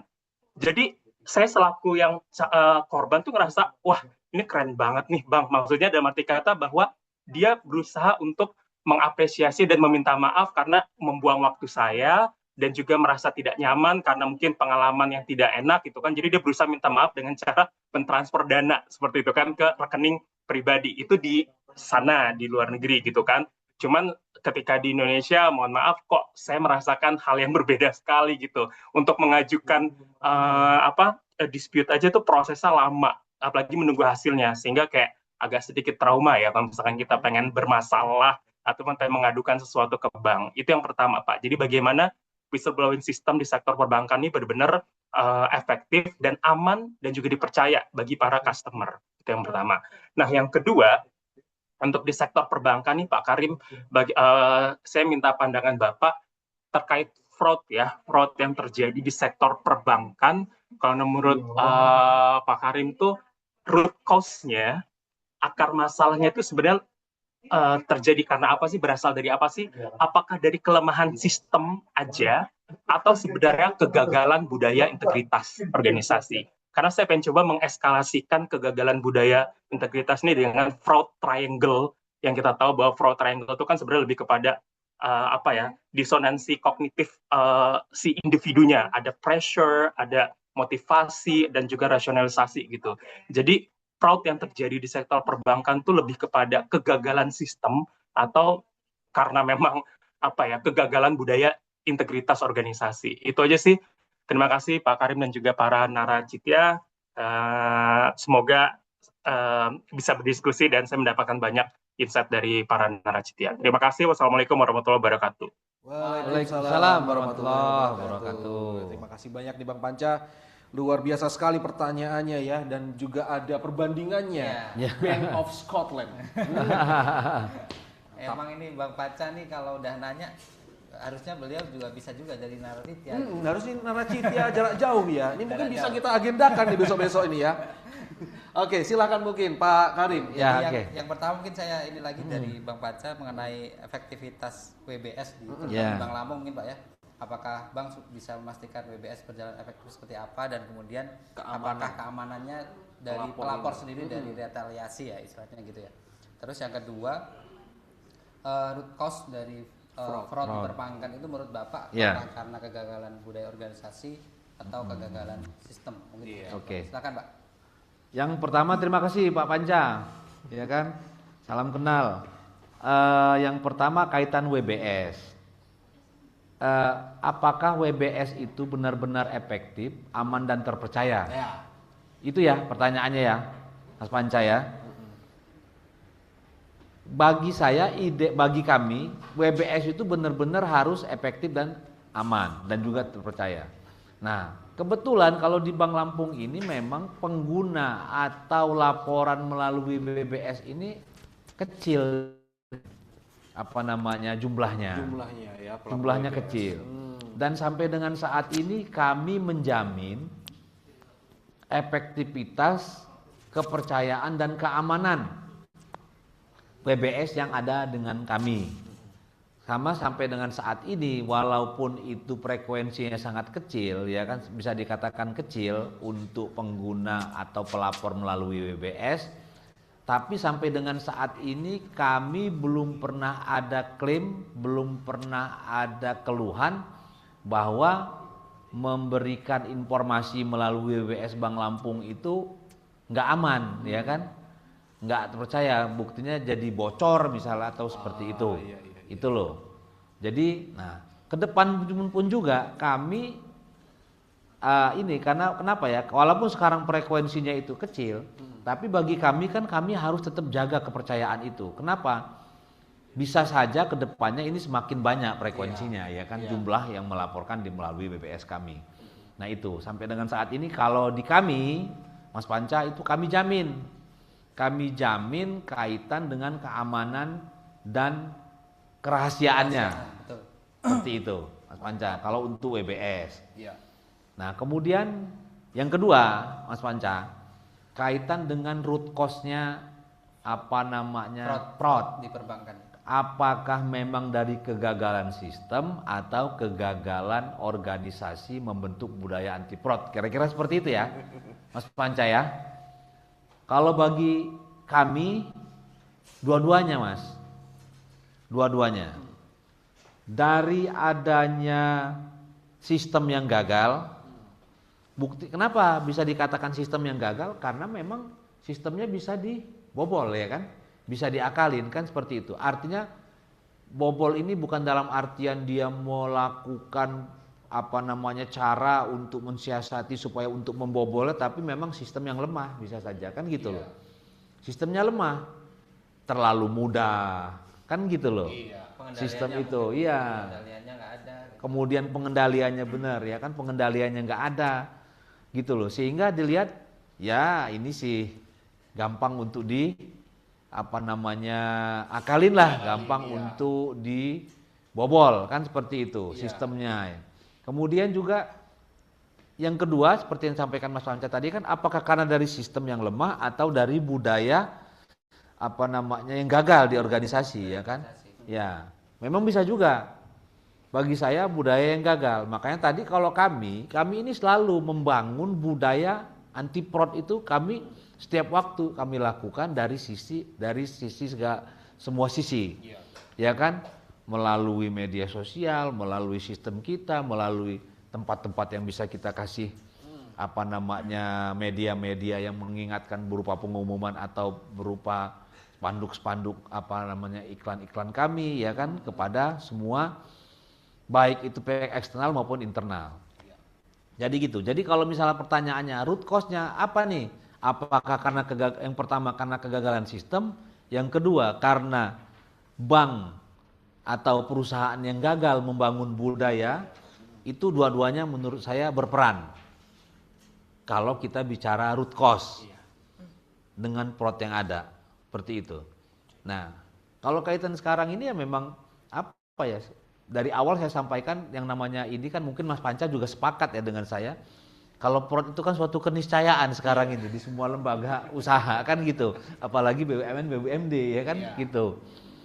Itu loh Mas. Jadi itu dua-duanya Mas Panca ya kan, memang sistem yang gagal, kurang baik ya kan, sehingga perlu selalu di-upgrade, selalu ditingkatkan supaya sistemnya nggak gampang untuk dibobol. Kemudian juga kaitan dengan budaya yang memang kurang mengakar, yang memang budaya yang nggak membudaya, ya kira-kira seperti itu. Baik. Bagaimana Mas Manja? Oke. Nah, oke. Thumbs up. Terima kasih banyak Terima Mas kasih Panca. pertanyaannya. Ditunggu ya THR tambahannya, Mas.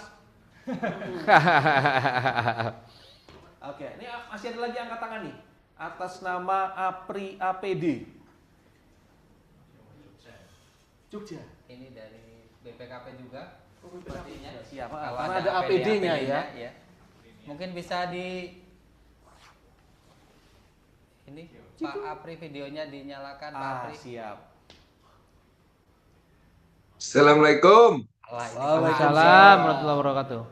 Pak Ade Prianto ternyata. Astagfirullahaladzim, ternyata. Kecelik kita. Kecelik. Baik Pak Ade, silakan Pak, langsung aja. Biar nggak ngantuk.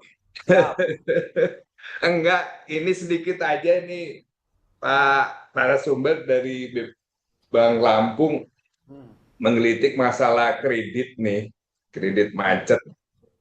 Kredit macet itu sebenarnya ada faktor mungkin sengaja atau memang resiko bisnis ya. Karena bisnisnya tidak jalan lagi, kemudian ya istilahnya itu normal lah. Tapi juga ada disengaja gitu ya, kredit macet itu.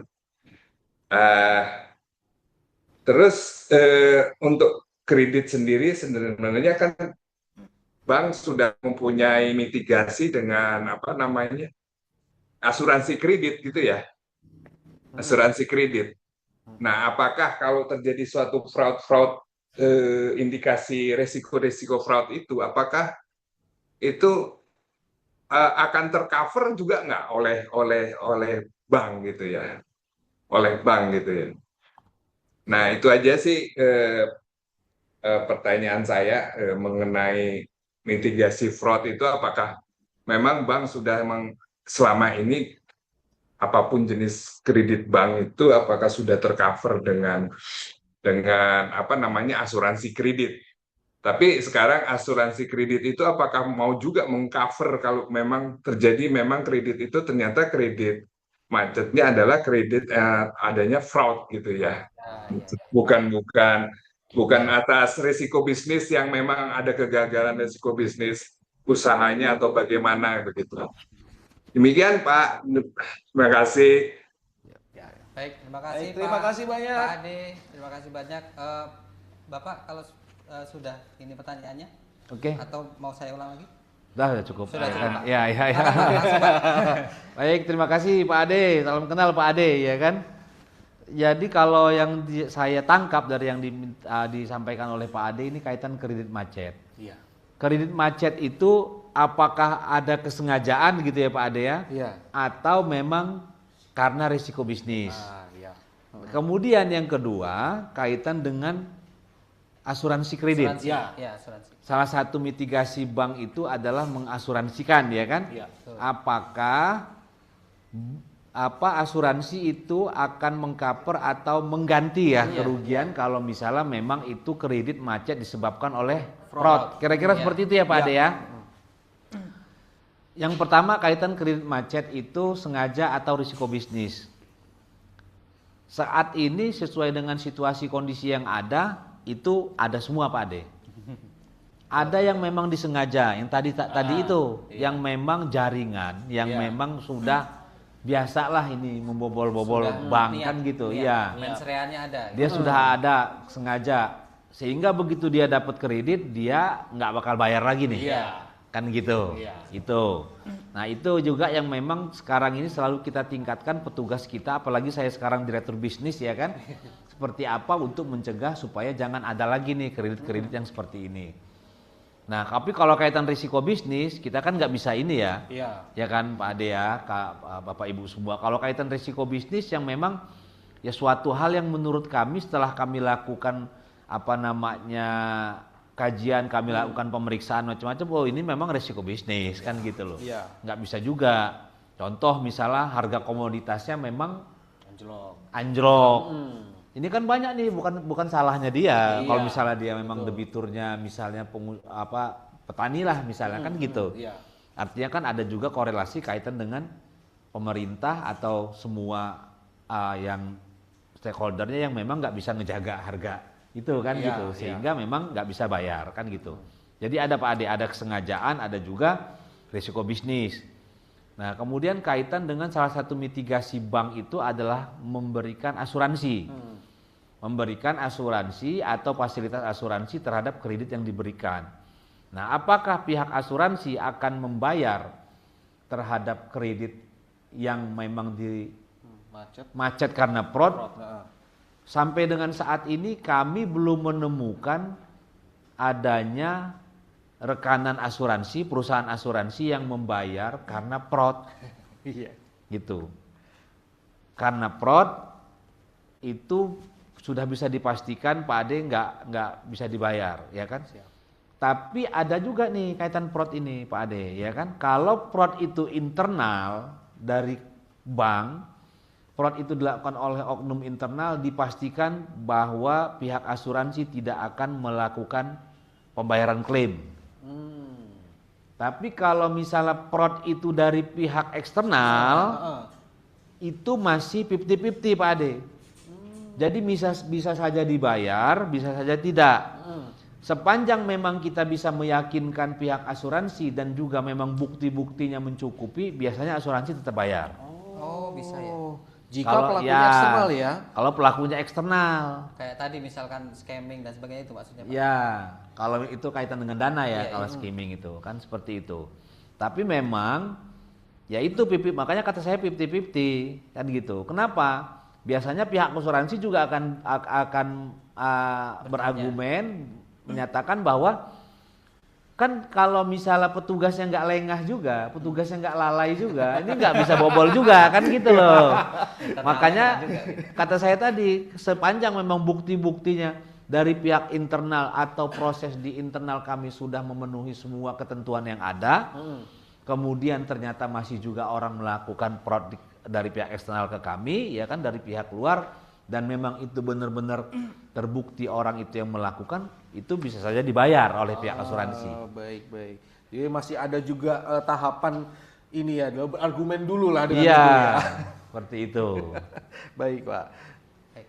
Pak Ade mungkin ada lagi lanjutan Pak? Ada tanggapan Pak? Sudah cukup. Sudah cukup, Baik, baik. makasih Pak Ade. Pak Ade. Ditunggu Pak ya THR tambahannya Pak. Ini mungkin kita ke ini dulu ya. Belum ada yang resen, jadi kita ada pertanyaan ini di chat, dari chat kayaknya ya. Siap. Ini mungkin nggak saya sebutkan banknya ya. Ini dari salah satu bank di provinsi lain. Bank ini lagi bermasalah dan sangat meresahkan. Dalam evaluasi OJK dan BI, maksudnya meresahkannya di evaluasi OJKBI. Tapi di satu sisi sistem bermasalah gini merugikan pegawai ambil gaji manual antrian. Jadi jam kerjanya mungkin terganggu dan tidak enak dilihat masyarakat.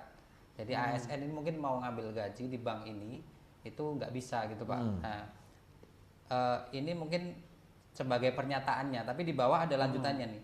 Bagaimana cara mengatasi atau mencegah kejadian bank tersebut tidak terjadi di kemudian hari terhadap semua sektor yang berbasis online. Nah, ini mungkin mitigasi dari ini. Kalau misalkan dari Bank Lampung, misalkan ada sistem kita yang offline tiba-tiba atau terganggu, mungkin ada mitigasi risikonya seperti apa, mungkin itu Pak intinya sih. Silakan Pak, langsung di. Oke, terima kasih.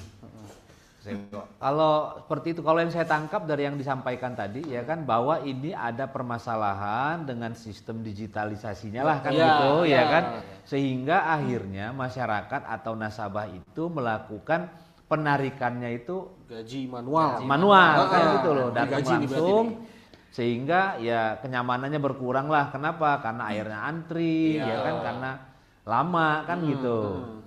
Ya, kalau menurut saya, kalau di kita lagi di Bank Lampung, artinya kita, nah itu tuh hal-hal seperti ini yang memang kita hindari ya kan, sebisa mungkin kami akan melakukan upaya supaya hal seperti ini nggak terjadi. Makanya kami mitigasi itu gini, kan ini kaitan digitalisasi, kaitan dengan elektronifikasi ini sesuatu yang mahal. Ini mitigasi. Kalau kita bicara mitigasi. Kami walaupun artinya dengan ukuran Bank Lampung yang memang nggak terlalu besar seperti BPD yang lain, tapi kaitan dengan biaya untuk hal yang seperti ini, untuk penjagaan seperti ini, kami no limit. Artinya sepanjang memang kita mampu, itu wajar untuk kami keluarkan, maka kami akan mengeluarkan biaya itu. Gitu loh. Kan mahal nih. Kami harus mengadakan infrastruktur elektronik yang memang harus kami beli dengan biaya yang cukup tinggi. Ya kan, kemudian kami harus bekerja sama dengan vendor yang memang berbiaya mahal. Tapi ada ininya nih, ada kelasnya. Ya kan, mahal tapi aman banget, ya kan? Gitu loh. Nggak mahal tapi ya kurang aman, pasti kami ambil yang aman banget, gitu loh. Nah itu mitigasi kami Mas. Kalau kami kedepannya supaya jangan sampai terjadi dengan kami itu. Itu sepanjang memang kami bisa dan wajar ya. Jangan juga nanti nggak wajar, nanti jadi masalah bagi kami ya kan. Periksa juga kami sama BPKP nanti ya kan. Gitu kan Pak Kaper. Pak di pengadaan server mahal amat. Iya. Itu. Iya. Satu lagi nih Pak dari chat juga. Ini izin bertanya, apakah analis dapat dipidanakan ketika melakukan analisa kredit, namun di kemudian hari diketahui bahwa debitur melakukan pemalsuan terhadap data yang diberikan. Jadi kondisi saat ini debitur macet atau bermasalah. Nah ini off-nya kalau ini ya, maksudnya sebenarnya analisnya. Jadi mungkin tergantung tapi pertanyaannya gini Mas, masalahnya kok bisa dipidanakan atau enggak? Sepertinya itu di luar kewenangan kita. Bisa dipidanakan atau tidak, ini kewenangannya apa ya? Jadi kalau berdasarkan pengalaman mungkin ya, bukan yang sudah-sudah. Ketika analisis kredit ini terlibat atau bersekongkol, pasti dia kena. Iya, kalau misalnya Itu bisa kan terbukti ya, di situnya ya. terbukti. Kalau lalai? Kalau mungkin ada pengalaman nggak? Nah ini kebetulan sejauh ini belum pernah saya ketemu kasus yang sudah ingkrah, yang analis kreditnya jadi terdakwa, terus ada hukumannya di situnya, vonis. Kebetulan belum pernah untuk sejauh ini sih. Saya kebetulan pernah dapat pengalaman, kebetulan kasus yang Bank BUMN yang tadi, itu di pemeriksaan kami si analis ini, klarifikasi kami dan sebagainya dari BAP dan sebagainya, itu analis ini berargumen bahwa beliau tidak bersekongkol, tapi dia termasuk begitu kami lihat di daftar ininya ya, daftar tersangkanya, dan akhirnya mungkin kayaknya sekarang sudah inkrah juga, itu termasuk yang dipidanakan gitu. Itu kenapa? Karena pada awal istilahnya ada persekongkolan antara lain yang tadi saya sampaikan dengan salah satu pimpinan. Beliau ini ikut di situ walaupun awalnya mungkin nggak mengetahui, dan dia melakukan OTS. Dan dia kebetulan yang melakukan OTS ke salah satu site yang tadi saya Bodong sampaikan. itu tadi, yang Bodong palsu itu tadi. ya. Iya, gitu. Jadi kembali lagi sebenarnya case by case kalau ini bisa dipidanakan atau tidak. Tapi secara pengalaman itu ada. Jadi Iya. kalau secara apa ya, maksudnya pada saat kami klarifikasi dan dari BAP yang kita baca, memang yang beliau menyatakan bahwa dia tidak ikut, gitu. Tidak, maksudnya tidak apa ya, tidak berniat ikut, secara sadar turut serta gitu maksudnya gitu ya. Iya.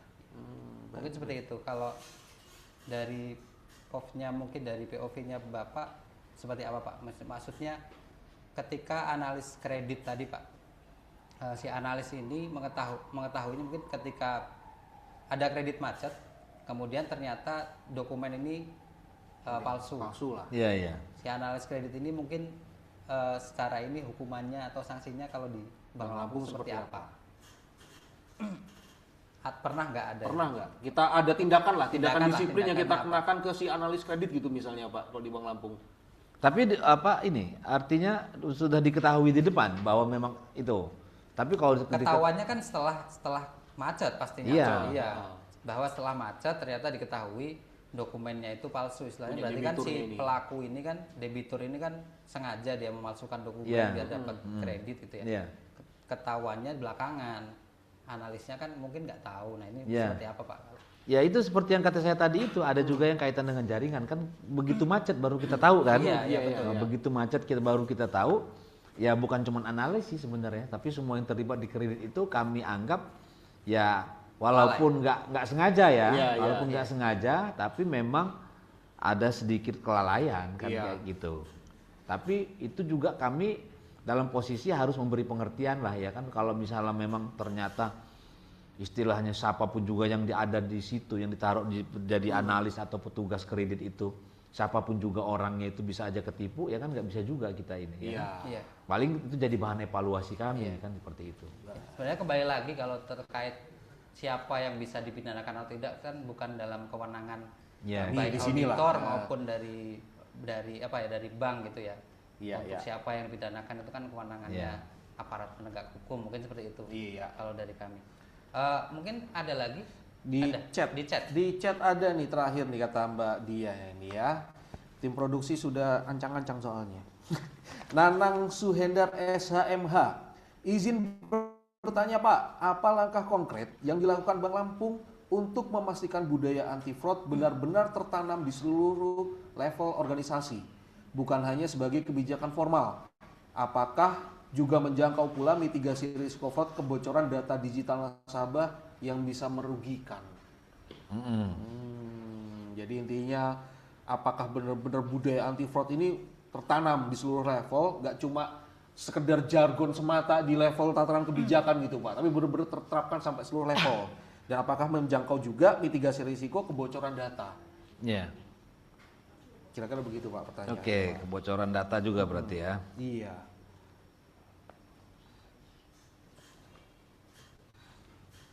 Langkah konkretnya yang kami lakukan. Oke, terima kasih Pak Nanang Suhendar tadi ya. Iya. Ya, atas pertanyaannya Pak Nanang. Salam kenal Pak Nanang. Kalau apa nih yang konkret yang dilakukan oleh bank bahwa budaya anti fraud itu benar-benar tertanam gitu kan, benar-benar dapat benar-benar membudaya lah, artinya benar-benar membudaya di petugas bank. Konkretnya itu kami seperti yang saya sampaikan tadi sebenarnya ya kan, kami selalu membuat kampanye anti fraud kepada semua karyawan-karyawati kami, kepada seluruh lini organisasi kami. Dalam setiap kesempatan kami selalu menyampaikan tentang bahaya fraud.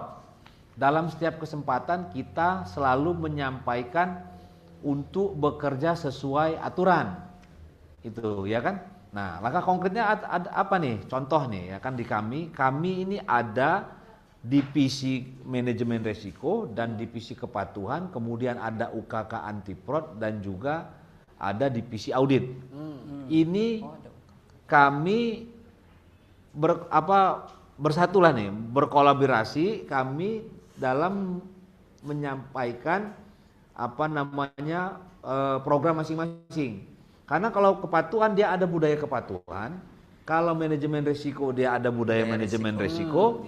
Kalau UKK anti fraud ya kan, unit kerja khusus anti fraud itu ada budaya anti fraud. Nah, ini bareng nih.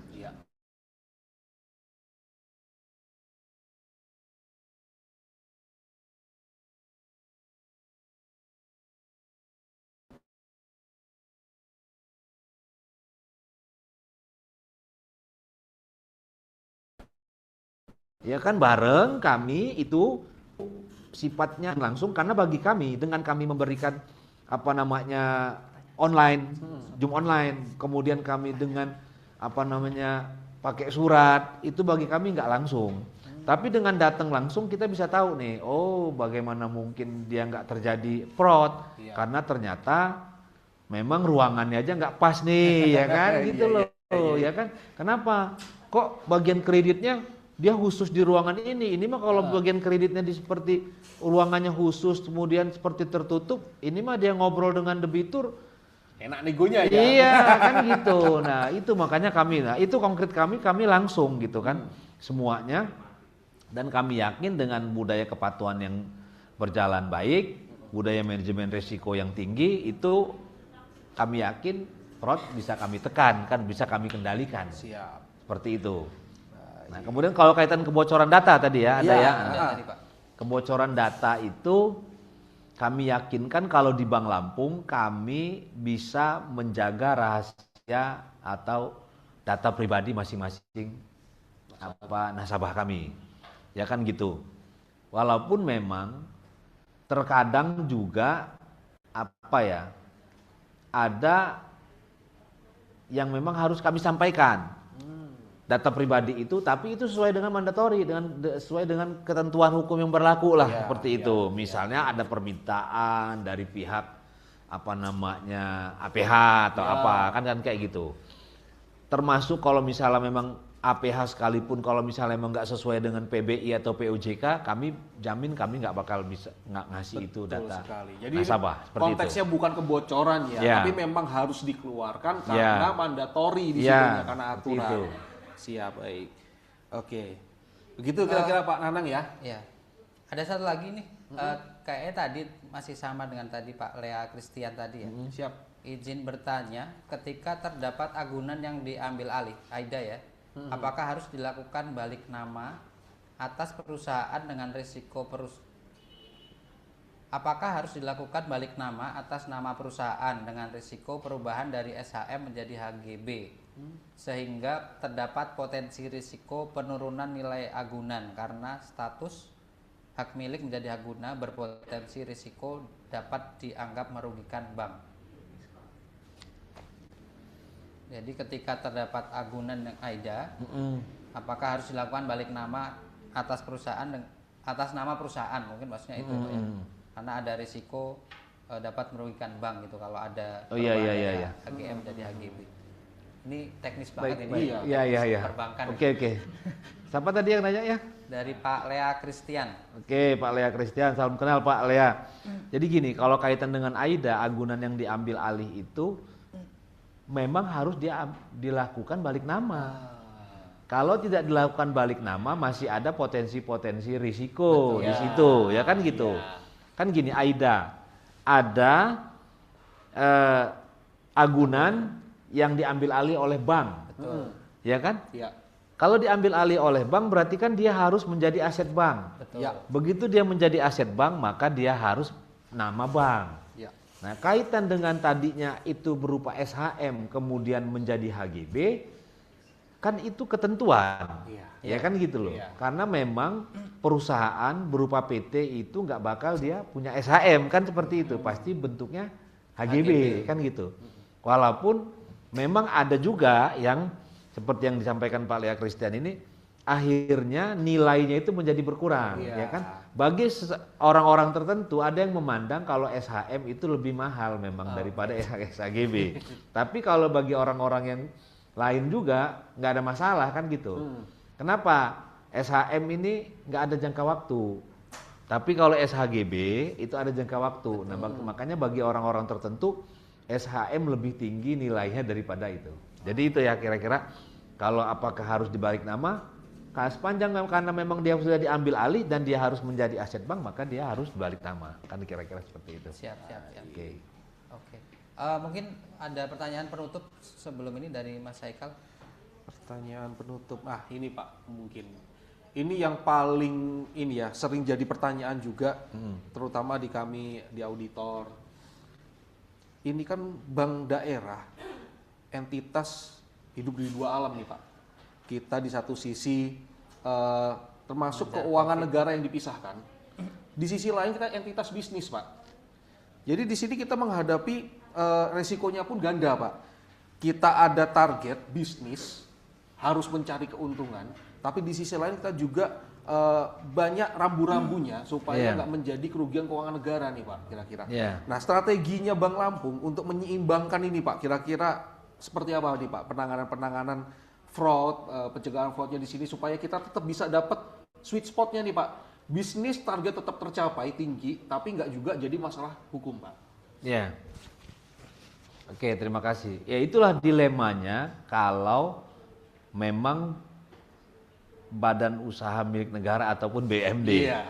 Di satu sisi dia itu kekayaan negara yang dipisahkan. Iya.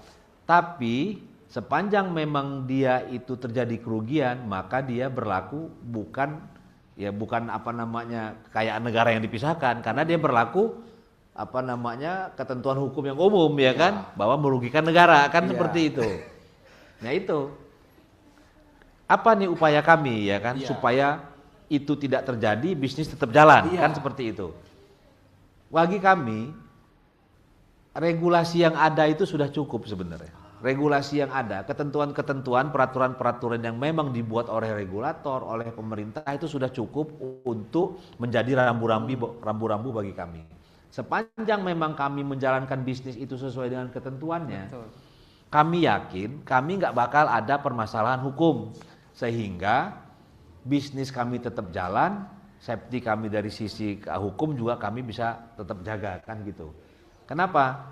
Karena kenyamanan, keamanan berusaha itu, ya kan, dalam kami bekerja itu salah satu faktor penentu apakah target bisa tercapai atau tidak, kan gitu.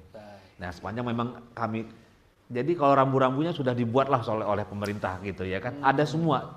Memang apa yang itu bisa kita lakukan dan kita tidak melanggar ketentuan itu, kami yakin kami tetap bisa mencapai bisnis dengan aman seperti itu. Jadi nggak ada masalah sebenarnya Pak ya di situ ya untuk menyimbangkan itu. Asal kita ikut aturan, insya Allah pokoknya Bank Lampung bisa lah target bisnis tetap bisa tercapai ya. Oke, Mas Eko? Oke, mungkin diskusinya sebenarnya masih sangat menarik, Udah Bapak habis Ibu ya, Pak? semuanya. Oh Tapi iya, dari yang- sayang sekali waktu juga lah yang membatasi diskusi kita pada pagi sampai siang hari ini, Bapak Ibu ya. Kami ucapkan terima kasih banyak kepada Pak Karim yang telah memberikan point of view-nya dari Bapak, pengalamannya udah berkenan untuk berbagi dengan kami di sini dan para pelita Anida Citya di seluruh Indonesia. Kami juga menyampaikan terima kasih kepada para penanya yang sudah dan pada para peserta yang sudah antusias untuk mengikuti diskusi kita pada pagi sampai dengan siang hari ini. Mungkin sebagai penutup saya akan stage ya tadi dari salah satu poster di paparannya Pak Karim tadi bahwa fraud itu akan terus ada bukan karena banyaknya orang jahat tapi karena diamnya orang-orang baik. Kita beri applause terlebih dahulu untuk para naracitya kita dan Bapak Ibu semuanya. Kami cukupkan sampai di sini episode Adinda Citya dari perwakilan BPKP Provinsi Lampung. kami mewakili panitia yang bertugas dan seluruh tim produksi menyampaikan terima kasih kepada Pak Kaper, Pak Agustiawan, Pak Karim Gusani, Ya, terima kasih. Bapak Ibu dari Bank Lampung dan seluruh kerabat kerja yang bertugas. Kami menyampaikan terima kasih banyak dan terima kasih juga untuk seluruh peserta Adinda Citya di seluruh Indonesia.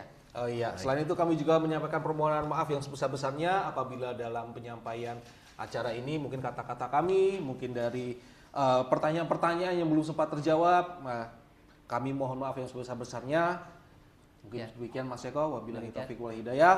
Wassalamualaikum warahmatullahi wabarakatuh. Terima kasih, terima kasih. Sampai jumpa di Adinda. Dari berbagai penjuru kita bersatu, aktivitas PI dan semua pihak maju. Bukan sekadar ilmu yang kita jaga, tapi perubahan untuk Indonesia. Kami Adinda Citya takkan pernah lelah menelusuri kebenaran dengan nurani yang teguh. Mari kita